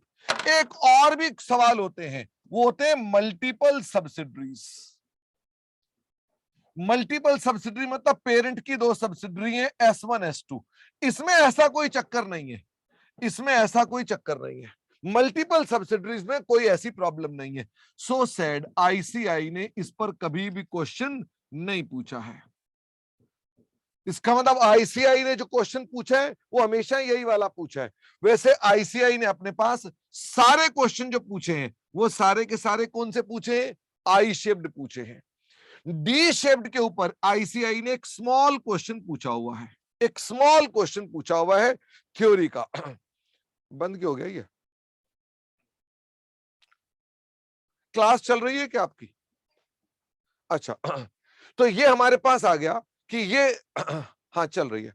ये मेरे पास स्मॉल क्वेश्चन वाला हो गया और ये मेरे पास आ गए हमारे पास जो स्मॉल क्वेश्चन है आप जानना चाहते हैं वो कौन सा है? वो है question number 180 of chapter number 14। ये स्मॉल क्वेश्चन है, आप उसे अपने पास कर सकते हैं। और बाकी सारे के सारे क्वेश्चन आई शेप्ड हैं। ये भी दो तरह के क्वेश्चन हैं, जिसमें S1 and S2 same date पर अक्वायर कर रखा है, जिसमें S1 and S2 different date पर अक्वायर कर रखा है। कुल मिलाकर के सिर्फ दो ही क्वेश्चन है। इंस्टीट्यूट ने बार बार वही क्वेश्चन रिपीट किए हुए हैं। जानते हो जो सेम डेट वाले क्वेश्चन है वो कौन कौन से हैं? वो है क्वेश्चन नंबर 146, 171, फिर इसके अलावा क्वेश्चन नंबर है हमारे पास 181 तथा 54। इनमें से कोई भी एक क्वेश्चन कर लो, कौन सा करना चाहते हो? सब सेम है। किस पर गोला लगा दूं? लेटेस्ट वाले पे गोला लगा दूं 181 वाला क्वेश्चन कर लो। और अगर आपने इनमें से कोई और करना हो तो दे आर ऑल एक ही क्वेश्चन है, कोई दिक्कत की बात नहीं है। अच्छा, डिफरेंट डेट वाले पर भी क्वेश्चंस है। मजे की बात है ये भी एक ही क्वेश्चन है, बार बार रिपीट हुआ है। क्वेश्चन नंबर है 168, 177 और फिर उसके बाद है हमारे पास अच्छा, इसमें क्वेश्चन 78 भी है ऑफ चैप्टर 13। ठीक है, करने को नहीं बोल रहा लेकिन वैसे बताया कि वो चैप्टर 13 का है। इस पर दो ही क्वेश्चन है, 168 और दूसरा कौन सा बताया मैंने? 177। इनमें से भी एक क्वेश्चन कर लो, किस कौन सा वाला करना है उस पर गोला लगा देता हूं। इन्वेस्टमेंट इन S2 NCA के शेयर में, हाँ वहां पर भी आऊंगा ना, NCA बताऊंगा तो। अच्छा, इसमें मैंने कहा जी 177 पे गोला लगा दिया कि साहब 177 अपने पास, आप अपने पास ये भी क्वेश्चन कर लेना। चेन होल्डिंग में एक और भी क्वेश्चन है कि आप अपने पास जब कैलकुलेशन करते हैं, जब कैलकुलेशन करते हैं अपने शेयर की, तो आपको ओनरशिप का शेयर देखना है। तो ओनरशिप का शेयर कैसे निकालते हो? उसके ढूंढने के लिए आपको क्या देखना है? जो भी आपने डायरेक्टली होल्ड कर रखा है प्लस जो भी आपने इनडायरेक्टली होल्ड कर रखा है। मतलब पी ने S2 में 10% डायरेक्टली होल्ड कर रखा है तथा 70% ऑफ 60% इनडायरेक्टली होल्ड कर रखा है।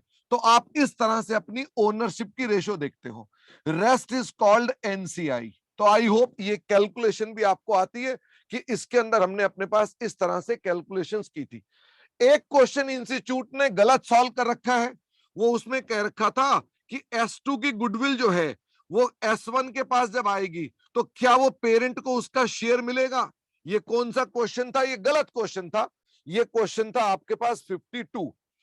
इस क्वेश्चन को आप इग्नोर कर दें क्योंकि इसका आंसर भी गलत है और वैसे क्वेश्चन भी काम का नहीं है। ठीक है, हमने आपको कहा चेन होल्डिंग में इस तरह से हम कैलकुलेशंस करेंगे। जब हम एनसीआई कैलकुलेट करेंगे तो एनसीआई में भी जो एनसीआई का डेट ऑफ एक्विजिशन पे शेयर था, इसमें से भी क्या मुझे ये इन्वेस्टमेंट माइनस करनी पड़ेगी? यहां पर भी इन्वेस्टमेंट मुझे एलिमिनेट करनी पड़ेगी। और इसके अलावा अगर कोई पोस्ट एक्विजिशन चेंजेस हैं वो आ जाएंगी, कोई गुडविल इंपेयरमेंट्स हैं तो वो आ जाएंगी, कोई अगर हमारे पास डिविडेंड पेड है तो वो आ जाएगा, कोई डिविडेंड डिस्ट्रीब्यूशन टैक्स है तो वो आ जाएगा। तो हमारे पास क्या निकला आएगा? एनसीआई निकला आएगा। एनसीआई कोई लंबी चौड़ी प्रॉब्लम नहीं है आपके पास, इसलिए मैंने उस पर कोई ज्यादा अभी तक बात नहीं करी। I will talk about dividend, goodwill impaired, DDT, बाकी अदरवाइज इसमें कुछ नहीं है। चेन होल्डिंग पर खाली यही काम है और कुछ नहीं है। अब मुझे बताओ, चेन होल्डिंग में भी आप अगर मान लो ये 2 या 3 क्वेश्चन ही तो निकले, बल्कि कितने निकले? 3 भी नहीं निकले, 2 ही तो क्वेश्चन निकले। तो 2 क्वेश्चन भी अगर आप नहीं करेंगे तो फिर मैं कहूंगा ना कि आप करना ही नहीं चाहते, आप तो अल्टीमेटली इस जमाने में आ गए कि आप कह रहे हैं हम बिना करे ही पास होना चाहते हैं। अच्छा, यहां तक हम पहुंच गए, फिर हम आपके साथ और भी बातें करते हैं।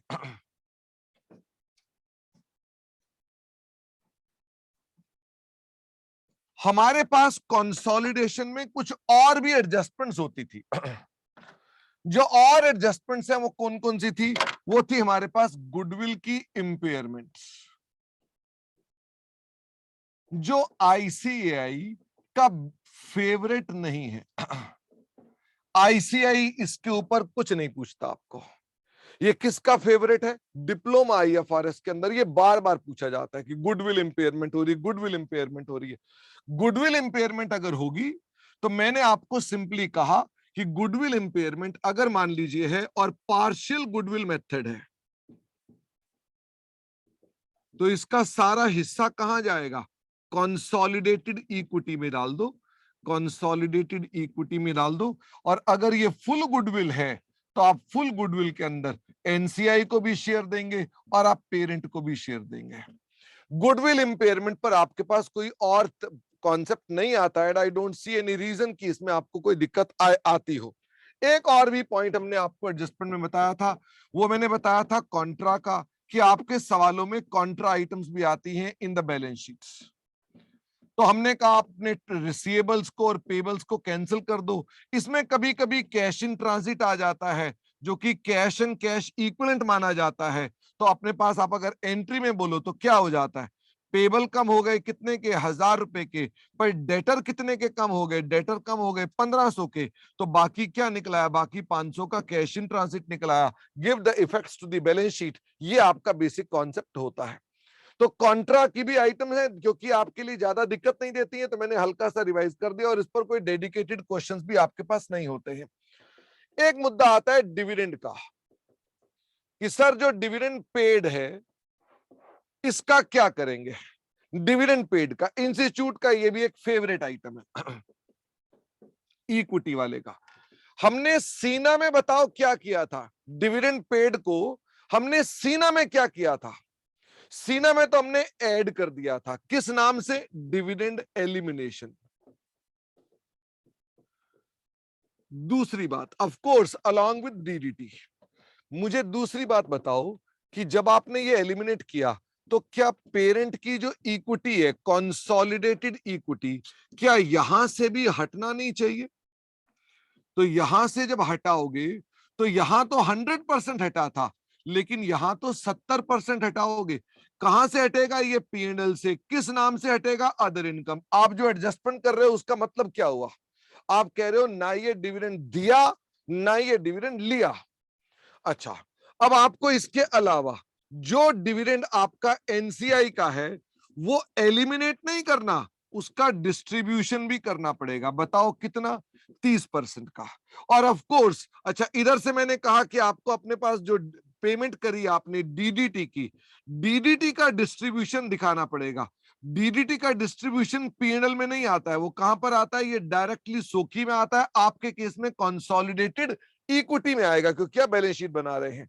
और डिविडेंड डिस्ट्रीब्यूशन एनसीआई का या उनका डीडीटी, ये भी कहां चले जाएंगे? ये आपके पास एनसीआई में क्या कर दिए जाएंगे? रिड्यूस। किसके नाम से? As distribution. ये आपने रिड्यूस कर दिया। ऑफ कोर्स अगर आप सोकी बनाते तो ये सोकी के अंदर भी प्रेजेंट किया जाता। इसका ना सोकी बनेगा तो वहां भी प्रेजेंट होगा, बैलेंस शीट बनेगी तो आपका एनसीआई में प्रेजेंट होगा। तो डिपेंड करता है, अगर आप बैलेंस शीट बना रहे हैं तो खाली एनसीआई में दिखाओ, सोकी भी बना रहे हो तो सोकी में भी प्रेजेंट करके दिखाना पड़ेगा। डिविडेंड पर भी कुछ क्वेश्चंस हैं। डिविडेंड पर कौन कौन से क्वेश्चंस हैं? मैंने ये वाले क्वेश्चन सारे के सारे आपको लिखवा दिए। तो डिविडेंड पर हमारे पास कौन कौन से क्वेश्चंस हैं? 35, 36, 37, 38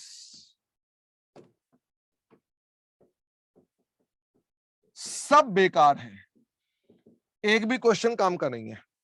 एग्जाम के लिए वो क्वेश्चन बिल्कुल बेकार है, उन्हें देखने की कोई आपको आवश्यकता नहीं है। ओके, अब बारी आती है एक और मुद्दे की। वो मुद्दा था हमारे पास क्या एनसीआई नेगेटिव हो सकता है? तो इसके ऊपर इंस्टीट्यूट ने रेपिटेटिवली 2-3 बार क्वेश्चन पूछे हैं, तो आप अपने पास उन क्वेश्चंस को मानते हुए कि वो हालांकि कोई इंपॉर्टेंट नहीं है लेकिन पूछे हुए हैं, क्वेश्चन नंबर 44, 45, 175 कौन सा वाला एग्जाम करने के लिए दे दूं? एक क्वेश्चन आप कोई भी कर लेना। इसके अलावा क्वेश्चन नंबर 37 भी है एंड 52 भी है ऑफ चैप्टर नंबर 13। कौन सा क्वेश्चन मार्क कर दूं? क्या लेटेस्ट वाला मार्क कर दूं 175 नंबर, यानी कहीं ना कहीं आरटीपी एमटीपी सजेस्टेड में आया होगा, 175 नंबर सीरीज से पता चलता है। तो मैंने कहा साहब आपके पास ये क्वेश्चन है। मैंने एक भी क्वेश्चन डिप्लोमा आईएफआरएस का मार्क नहीं किया, एक भी क्वेश्चन मैंने अपने एग्जांपल्स का भी मार्क नहीं किया, मानते हुए कि वो सब मार्जिन की चीजें हैं।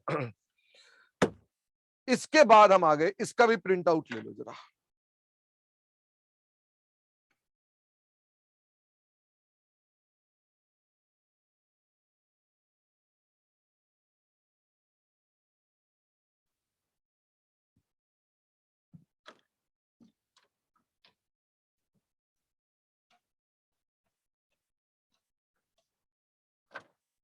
इसके बाद आ गए साहब मेरे पास सीपीएल बनाना है, पर सीपीएल बनाने से पहले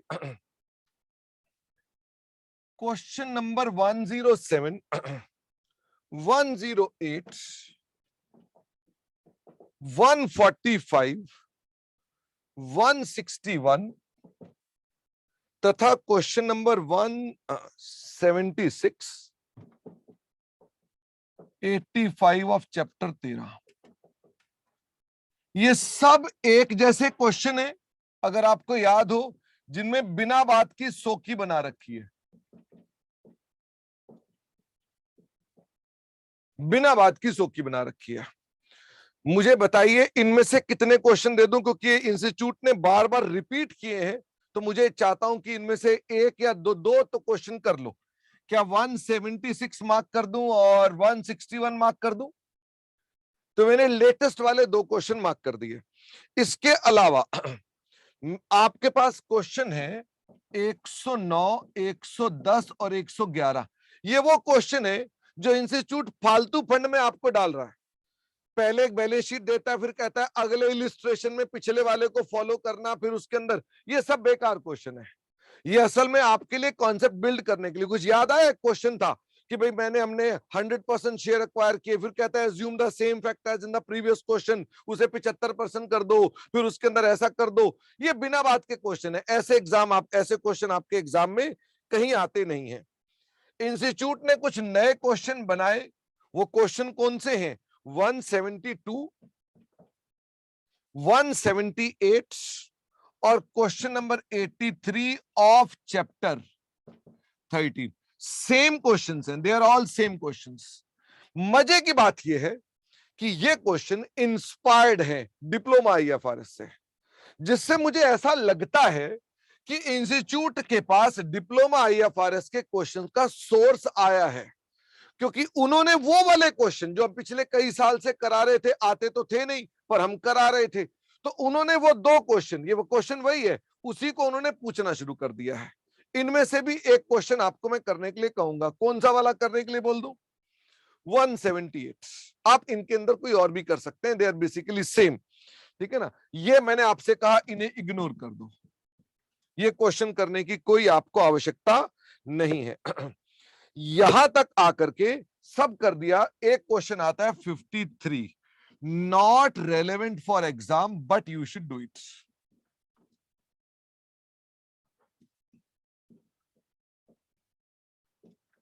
क्वेश्चन मैंने जोड़े थे घर पे, कोई 15-20 क्वेश्चन ही बनते हैं।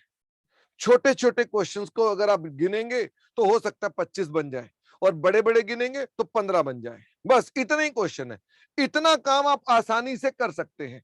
ये आपके पास बड़े क्वेश्चंस है और कुछ नहीं है बड़े क्वेश्चंस में। क्या मैं आगे चल सकता हूं?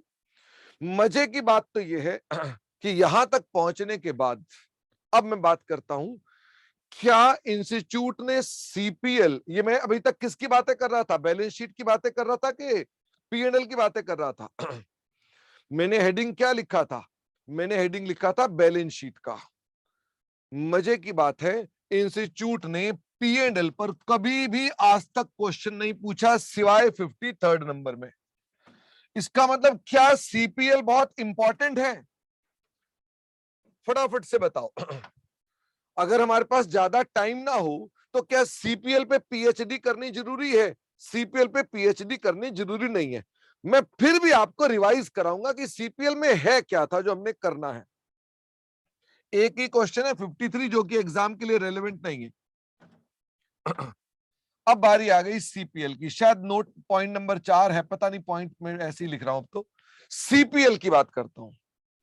देखो, जब सीपीएल बनेगा ना तो एक तो आ गया रेवेन्यू यानी कि सेल्स, पी की भी आएगी एस की भी आएगी। क्या कॉन्ट्रा कट जाएगी? फटाफट से बताओ। अगर कोई कॉन्ट्रा है तो वो कट जाएगी। फिर आएगी हमारे पास अदर इनकम, पी की भी आएगी एस की भी आएगी। क्या इसमें डिविडेंड एलिमिनेशन होगा? The answer is yes. ये डिविडेंड एलिमिनेशन किस में हो रहा है? क्या एस में हो रहा है या सी में हो रहा है? फटाफट से बताओ। ये डिविडेंड एलिमिनेशन किस में हो रहा है? ये पेरेंट कंपनी में हो रहा है। इसका मतलब ये पेरेंट कंपनी है जो अपने पास इसको क्या करती है? एलिमिनेट करती है। फिर आ गए मेरे पास कॉस्ट ऑफ गुड सोल्ड या कंज्यूम्स या परचेजेस। फिर आता है मेरे पास चेंज इन स्टॉक। पी का भी एस का भी, पी का भी एस का भी कॉन्ट्रा माइनस कर दो। इसमें आपके पास कभी कभी एक कॉस्ट आती है जिसको बोलते हैं यूपी। ये यूपी कौन सा वाला हो सकता है? ये यूपी हो सकता है अपस्ट्रीम हो, या ये यूपी कौन सा हो सकता है? फटाफट से बताओ। ये डाउनस्ट्रीम भी तो हो सकता है। तो ये भी तो खर्चा है, यूपी भी तो कॉस्ट है। तो यूपी भी खर्चा है तो यहां पर चला आएगा हमारे पास। तो हमने अपने पास कहा साहब यूपी का भी पॉइंट यहां पर डाल दो। फिर एम्प्लॉय बेनिफिट कॉस्ट है, अदर कॉस्ट है, फाइनेंस कॉस्ट है। मैंने कहा जी इनको सबको ले लो। ये आ गया अदर कॉस्ट। एक डेप्रिसिएशन ले लो, और पेरेंट का भी आएगा, एस का भी आएगा।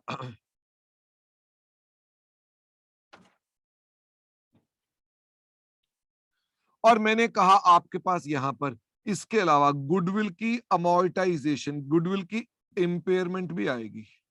क्या आपको मेरी बात समझ में आ गई? अब मेरा ये कहना है कि ये सब करने के बाद आपने प्रॉफिट निकाल लिया। आपको वैसे यहां पर कोई ज्यादा दिक्कत नहीं आती। आपको दिक्कत कहां आती है? एलोकेशन करने में, कि एनसीआई का हिस्सा क्या होगा। तो एनसीआई का हिस्सा क्या होगा? फटाफट से देखो। एनसीआई का हिस्सा होगा जो भी एस में लिखा हुआ है ब्लू कलर से, वो सब आपने लेना है। एस का सेल, एस की कॉस्ट, एस का कॉस्ट, एस का change in stock, upstream UP, downstream नहीं लेना, एस की डेप्रिसिएशन, एस की गुडविल इंपेयरमेंट, एस का प्रॉफिट। क्या ये एस का प्रॉफिट जो आ रहा है इन अबव पीएनएल है? The answer is yes, in above PNL. इसमें आपने क्या लिखा है? ये भी मेरे पास आएगा, ये एनसीआई का शेयर निकलाएगा। और बैलेंसिंग फिगर क्या निकलाएगी मेरे पास? बैलेंसिंग फिगर निकलाएगा पेरेंट का शेयर की, यानी पी का शेयर कितना है? ये पी का शेयर निकलाएगा। बस यही होता है। अच्छा, बच्चे ने कहा है सर फाइनेंस कॉस्ट में डेफर्ड कंसीडरेशन की भी कॉस्ट आ सकती है। बिल्कुल आ सकती है, पी की भी आएगी, एस की भी आएगी। और डेफर्ड कंसीडरेशन कि अगर कोई ब्याज है, अगर कोई फाइनेंस कॉस्ट है तो वो चली आएगी, लेकिन वो फिर से ध्यान देना वो पेरेंट की है, वो एस की नहीं है। ओके। इसका मतलब आप अपने पास देखें तो ये कोई ज्यादा कॉम्प्लेक्स आइटम्स नहीं है, बट आपको यहां पर क्या देखना चाहिए? क्या आपको एस की चीजें देखनी है? हाँ। और साथ में आपने देखना है एस के कंटेक्स्ट में ही, एस के कंटेक्स्ट में ही उसकी गुडविल इंपेयरमेंट और उसका यूपी, बस। और उसके बाद यही बैलेंस जो निकल आएगा, यही जो बैलेंस निकल आएगा, इसके ऊपर एनसीआई का शेयर निकाल दो, बाकी आपका पेरेंट का हिस्सा है। इसका मतलब सीपीएल में इतना ही है। क्या इस पर कोई भी क्वेश्चन मेरे पास है? द आंसर इज निल। इस पर कोई भी क्वेश्चन नहीं है। जो आप कर रहे हैं अपने आप को एक्सपर्ट बनाने के लिए कर रहे हैं। मुझे ये लग रहा है पता चला एक्सपर्ट के चक्कर में तुम मेन भी नहीं कर रहे जो एग्जाम के लिए चाहिए, इसलिए मैंने अपने पास डिप्लोमा आईएफआरएस को हटा दिया।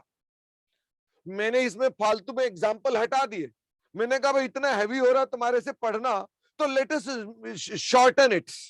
बट क्या मैं जो कर रहा हूं आपके लिए ठीक कर रहा हूं? अगर मैं शॉर्टन कर रहा हूं तो क्या वो ठीक है? The answer is no. कायदे से आपको हर चीज पढ़नी चाहिए। और मेरी गारंटी पता क्या है कि मेरा पढ़ाया हुआ जो है पेपर आपको वहां से बाहर से मिलेगा ही नहीं। वो गारंटी तब है अगर आप मार्जिन कवर करोगे। अगर आप खाली इंस्टीट्यूट के पास्ट क्वेश्चंस को करके चले जाएंगे तो उसमें मेरी कोई गारंटी नहीं है, ठीक है ना। अच्छा, मेरे पास इसके अलावा आपको क्वेश्चंस कौन से आते हैं? इसका प्रिंट आउट ले ले।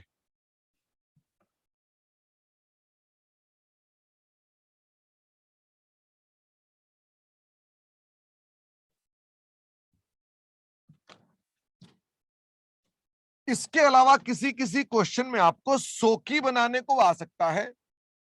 कई बार तो हम सोकी बनाते ही हैं।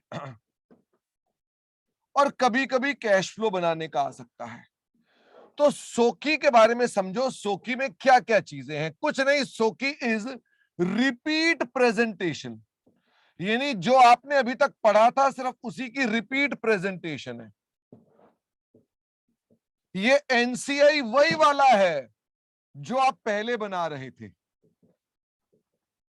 क्या ये मुश्किल था क्या पहले एनसीआई? नहीं, कॉन्टीजेंट कंसिडरेशन का चेंज का ट्रीटमेंट कहां जाएगा? वो पीएनएल में जाएगा बेटा। ठीक है, ये वही वाला है। अच्छा, इसके अलावा इसमें और क्या चीजें हो सकती हैं? इसमें रिजर्व्स हो सकते हैं, प्रॉफिट एंड लॉस हो सकते हैं, और अदर कोई आइटम्स हो सकती हैं, शेयर कैपिटल हो सकती है। हम हमेशा स्टार्ट किससे करते हैं? स्टार्ट करते हैं हमेशा कहां से? अपने ओपनिंग बैलेंस से। हाँ, प्रेरित कह रहा है एग्जाम में प्रीवियस ईयर में से 70% पेपर आता है। वही तो मैंने कहा प्रेरित। Today trends have changed. Now student are not concern with the margin, they are simply saying sir MTP RTP कर लो, 70% पेपर आएगा। आता था, इस बार नहीं आया। एफआर में आ गया है फिर भी, लेकिन ऐसा डीटी में, एसएफएम में, ऑडिट में नहीं हुआ। इसका मतलब कोई गारंटी नहीं है कि अगले वाले पेपर भी आरटीपी एमटीपी से ही आएंगे। बाकी स्टिल वो सारे बाहर से नहीं आएंगे। इसका मतलब 50-60% का तो आ ही जाएगा। तो बच्चा खुश है, कह रहा है 50-60% से पास तो मैं हो ही जाऊंगा, रैंक मुझे लाना नहीं है। ठीक है, तो अपनी अपनी तैयारी का तरीका है। How you want, I will be doing total. मेरी क्लासेस आपने ये सोच के ज्वाइन किए हैं कि हमने टोटल पढ़ना है। मैं टोटल पढ़ाऊंगा, ये रिवीजन वीडियो आपकी मदद करने के लिए है। बाकी मैं पढ़ाऊंगा टोटली आपको। ओके। क्या मेरे पास यहां पर सबसे पहले एनसीआई का क्रिएशन आएगी? सबसे पहली आइटम कौन सी आएगी? पहली आइटम आएगी एनसीआई की क्रिएशन। ये वही वाला है NCI on date of acquisition. ये आपने ऑलरेडी निकाल रखा होगा। मुझे ये बताओ इसके बाद इसमें क्या चीज आएगी? क्या इसमें टोटल कॉम्प्रिहेंसिव इनकम में हमारा भी प्रॉफिट जो पोस्ट का था और इसका भी प्रॉफिट जो पोस्ट का था, दोनों प्रॉफिट पोस्ट वाले आ जाएंगे? Dividend paid. अगर मान लो मैंने ये प्रॉफिट जो था उन्हीं का गिवन प्रॉफिट लिखा है, तो क्या डिविडेंड पेड अपना भी घटेगा और एनसीआई का भी घटेगा? The answer is yes. अगर मैंने प्रॉफिट पहले ही डिविडेंड एलिमिनेट करने के बाद लिखा हुआ है तो ये यहां नहीं आएगा। इसके अलावा डीडीटी तो ऑलवेज आएगा। दोनों का क्या आ जाएगा? डीडीटी भी चला आएगा। अगर कोई डीडीटी है। एक आधे क्वेश्चन में कोई ट्रांसफर की बात भी थी कि पीएनएल से रिजर्व में ट्रांसफर कर दो, तो ट्रांसफर की भी एंट्री आ गई। अगर मान लीजिए यहां तक हम पहुंच जाएं और मैंने आपसे कहा कि कोई और एडजस्टमेंट इसमें नहीं आती है, तो मेरे पास क्या आपके पास ये सोकी की आइटम्स निकल आएंगी, ये सोकी की आइटम्स निकल आई, और सोकी की आइटम्स निकलने के बाद और कुछ करने की आवश्यकता आपके पास नहीं है। अगर कोई गुडविल इंपेयरमेंट होती है तो यहाँ माइनस हो जाती है। मैंने वो लिखा नहीं, मानते हुए कि चलो ठीक है, वो ऑलरेडी डिस्कस कर लिया था। इसके ऊपर कोई अलग से क्वेश्चंस आपके पास नहीं है। इसका मतलब इसके कोई अलग से क्वेश्चन नहीं आते हैं। ओके। इसके अलावा एक कैश फ्लो स्टेटमेंट होती है। कैश फ्लो स्टेटमेंट में आप लाइन बाय लाइन उनको जोड़ देते हैं, CFOA को, CFIA को, CFFA को, आप लाइन बाय लाइन इनको ऐड कर देते हैं। और उसके बाद आपके पास ओपनिंग बैलेंस भी आता है और ये क्लोजिंग बैलेंस आता है। ध्यान देना, इसमें सब्सिडरी की भी ओपनिंग बैलेंस आएगा। सब्सिडरी का ओपनिंग बैलेंस कब आएगा? अगर हमारी पुरानी सब्सिडरी है। अगर ड्यूरिंग द ईयर सब्सिडरी होगी फिर ये नहीं आएगा, ठीक है। अगर पुरानी सब्सिडरी है तो यहां पर आएगा। ऑफ कोर्स ये बैलेंस यहां पर भी चला जाएगा और एस के ये बैलेंसेस भी यहां पर चले आएंगे। इनमें कुछ चीजें कॉन्ट्रा भी एडजस्ट हो जाती हैं। अगर कोई चीज कॉन्ट्रा एडजस्ट करनी है तो हो सकता है इसका फाइनेंस इनकम उसका फाइनेंस कॉस्ट हो, इसका डिविडेंड इनकम उसकी कॉस्ट हो, तो हम उनको अपने पास कॉन्ट्रा एलिमिनेट कर देते हैं। मजे की बात है, इस पर भी आपके पास कोई क्वेश्चन नहीं है एक्सेप्ट क्वेश्चन नंबर 53। इकलौता क्वेश्चन है आपके पास, उसी को आप 2 बार देख लेंगे तो that is more than enough. Okay, फिर मैंने आपके पास स्टार्ट किया था loss of control and transverse.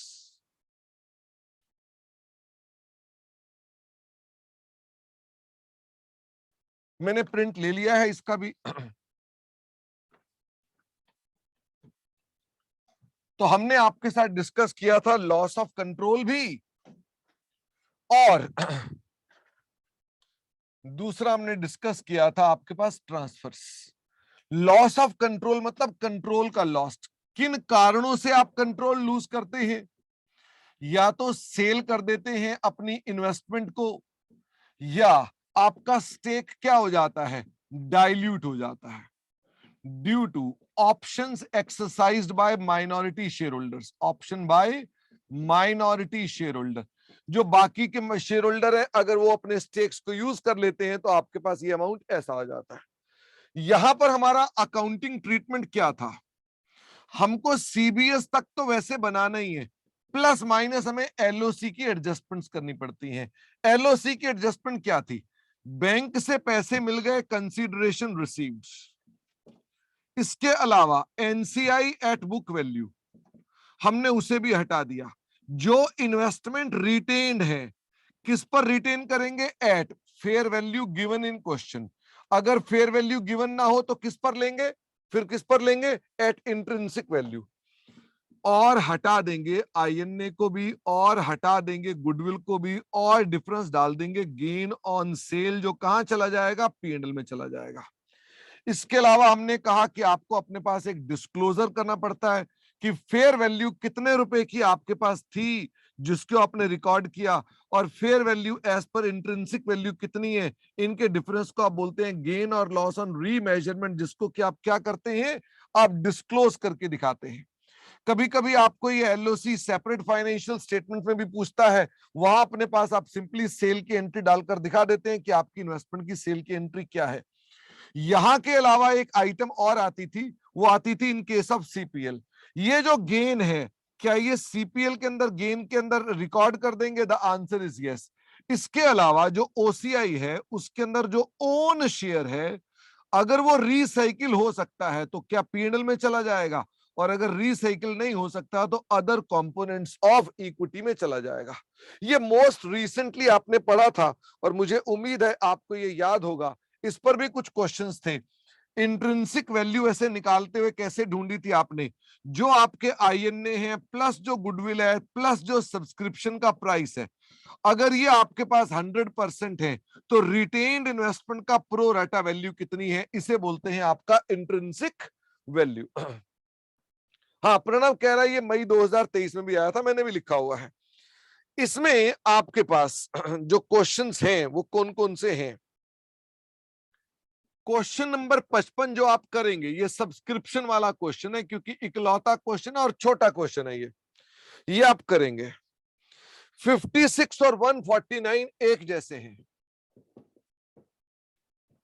इनमें से एक क्वेश्चन आप करेंगे। इसके अलावा 57 58 बेकार क्वेश्चन है, आप चाहें तो एक कर सकते हैं, बाकी आप इनको इग्नोर करना चाहें तो कोई दिक्कत नहीं है, काम की नहीं है ये। 59 नंबर एक लॉट वाला क्वेश्चन है कि 2 लॉट में हमने शेयर खरीदे, वो 2 लॉट में शेयर बेचे, उसमें ना आपको एक पॉइंट होता है कि अगर आपका कंट्रोल जिस दिन लॉस्ट है आप उस दिन तक काम करते हैं, जल्दी पैसे मिल गए तो एडवांस दिखा दो, कम कम पैसे मिले तो रिसीवेबल दिखा दो।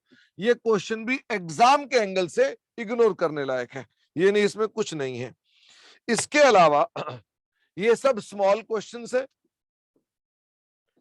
कुछ क्वेश्चन बैलेंस शीट बेस्ड है, क्वेश्चन बैलेंस शीट पर बेस्ड है। वो कौन कौन से हैं? वो है हमारे पास 112, 113 और 141, ये इस जैसा क्वेश्चन है, और 140, और साथ में एक क्वेश्चन है 115। 115 क्वेश्चन ये ओसीआई वाला क्वेश्चन है, पीएनएल का। You must do it. इनमें से कोई एक क्वेश्चन कर लो, इनमें से भी कोई एक क्वेश्चन कर लो, that is more than enough. आपको और कुछ करने की आवश्यकता इसमें नहीं है। लॉस ऑफ कंट्रोल पर बस खाली आपके पास यही है। प्रणव ने कहा मई 23 में भी क्वेश्चन आया था, मई 23 वाला क्वेश्चन कर सकते हैं, that was very very simple. यानी आपको उसमें कोई ज्यादा कुछ मसाला है नहीं है, इसलिए उस क्वेश्चन के अंदर मैंने कुछ आपको क्लास में कवर कर दिया था, तो अलग से कुछ करने की आवश्यकता नहीं है। एक और भी क्वेश्चन डिस्कस, एक और भी पॉइंट डिस्कस कर रहा हूं, वो कौन सा वाला है? That is in relation to your sale purchase of share without loss of control. ये बहुत छोटा सा पॉइंट था, sale purchase of shares without LOC. इसके अंदर आपके पास दो ही काम थे, बताओ क्या क्या? या तो आप शेयर बेचते हैं, तो अगर आप शेयर बेचेंगे तो एनसीआई क्या हो जाएगा? बढ़ जाएगा। या अगर आप शेयर खरीदते हैं तो एनसीआई क्या हो जाएगा? घट जाएगा। जब भी एनसीआई घटेगा तो आप प्रो राटा कर देना। किसका? Pro rata of NCI. पैसे दिए हैं तो टू बैंक, बाकी डिफरेंस गया डायरेक्टली सोकी में। अगर आप अपने पास सेल कर रहे हैं तो बैंक में पैसे आएंगे और एनसीआई क्रेडिट होगा। अब ये क्रेडिट कितना होगा? बढ़ेगा ना। तो क्रेडिट किससे होगा? जो भी आपके आईएनए और गुडविल है, अगर ये 100% है तो जो एनसीआई का शेयर था आप उतने रुपए से इसे डालिए, बाकी डिफरेंस कहां चला जाएगा? सोकी। Not at all tough. Anyway you must have done the questions also. इसमें से दो क्वेश्चन आप करेंगे, क्वेश्चन 46 एंड 47। बाकी सब क्वेश्चन बेकार है। बाकी क्वेश्चन नंबर है 48, 49, 48, 49, 50 एंड 51। इन्हें आप इग्नोर कर सकते हैं। दो क्वेश्चन इसके ये वाले कर लेने चाहिए आपको, तो आपके पास और कुछ करने की आवश्यकता इसमें नहीं होती है। इसके अलावा एक छोटा सा पॉइंट और है, वो क्या है कि आपको अपने पास अपनी पॉलिसीज को क्या करना पड़ता है? यूनिफॉर्म करना पड़ता है। तो यूनिफॉर्म क्या करते हैं? पॉलिसीज करते हैं। क्या डेप्रिसिएशन को यूनिफॉर्म करते हैं? The answer is no, it is change in estimates. फिर मैंने कहा अगर इसके अंदर गैप हो जो कि अधिकतम कितना हो सकता है? 3 महीने का, तो आपको नॉन करंट एसेट्स और नॉन करंट, जो करंट और नॉन करंट है, इसे रिक्लासिफाई करना पड़ता है। मेजर चेंजेस अगर एसेट्स में हो चुके हैं तो मेजर चेंजेस भी आपको साथ में बताने पड़ते हैं। इसमें एक ब्रीच वाला सवाल आता है कि भाई अगर लोन ब्रीच हो जाए तो ऐसी स्थिति में आप उसे यूनिफॉर्म करेंगे, और इंटरनेशनली उसका ट्रीटमेंट अलग था, आप इंडिया में जब आएंगे तो उसका ट्रीटमेंट अलग करेंगे। तो ऐसे में आपके पास ये सवाल आते हैं। इसमें आपके 4 क्वेश्चन है, 31, 32, 33 और 34। आई होप इनमें से कोई भी क्वेश्चन आपके एग्जाम के लिए इंपॉर्टेंट नहीं है, बट आपको ये पता सारे होने चाहिए। शुभम कह रहा है इसका डिफरेंस सोकी में क्यों जाता है? ऊपर वाले का डिफरेंस सोकी में क्यों जाता है? कुछ बच्चा याद कराएगा मुझको कि ये सोकी में क्यों डालने का रीजन दिया था हमने? Why we want to transfer it to SOCI, why not to PNL? क्योंकि ये एनसीआई के खरीदने बेचने से आता है। एंड एनसीआई कौन है? ओनर्स। एनसीआई कौन है? ओनर्स। ओनर्स के साथ की गई ट्रांजैक्शंस जो है वो सब कहां जाती हैं? वो डायरेक्ट सोकी में जाती हैं। ओके। तो बस इतना ही पार्ट था। अब ढूंढ लेना, ये 15, 16, 20 क्वेश्चन निकल आएंगे। आप इसे जरूर कंप्लीट कर लेना तो होल्डिंग पकड़ में आ जाएगी। भाई साहब 20 नंबर का पेपर आता है, 20 नंबर आपके रैंक के लिए, आपके पास होने के लिए बहुत जरूरी है। 20 नंबर को आप छोड़ नहीं सकते। आप रोज सुबह सुबह नींद छोड़कर बैठते हो, चैप्टर छोड़ने के लिए थोड़ा बैठते हो, जरूर करेंगे। और आपको अपना टाइम खुद निकालना है। मेरे को लगभग पौने 2 घंटे लगे। इन पौने 2 घंटे में पिछले 12-13 क्लासेस का पूरा कंटेंट रिवाइज हो गया। मैं चाहता हूं आप जरूर अपना होमवर्क करें, और मेरे को यही मन में रहता है कि हाँ, बच्चे जो हैं ये अच्छे बच्चे बन जाएं, हमारे देश का भला तभी होगा। Thank you very much all of you for this session. बाकी कल मिलेंगे और कल आपके साथ और बातें करेंगे। Bye bye.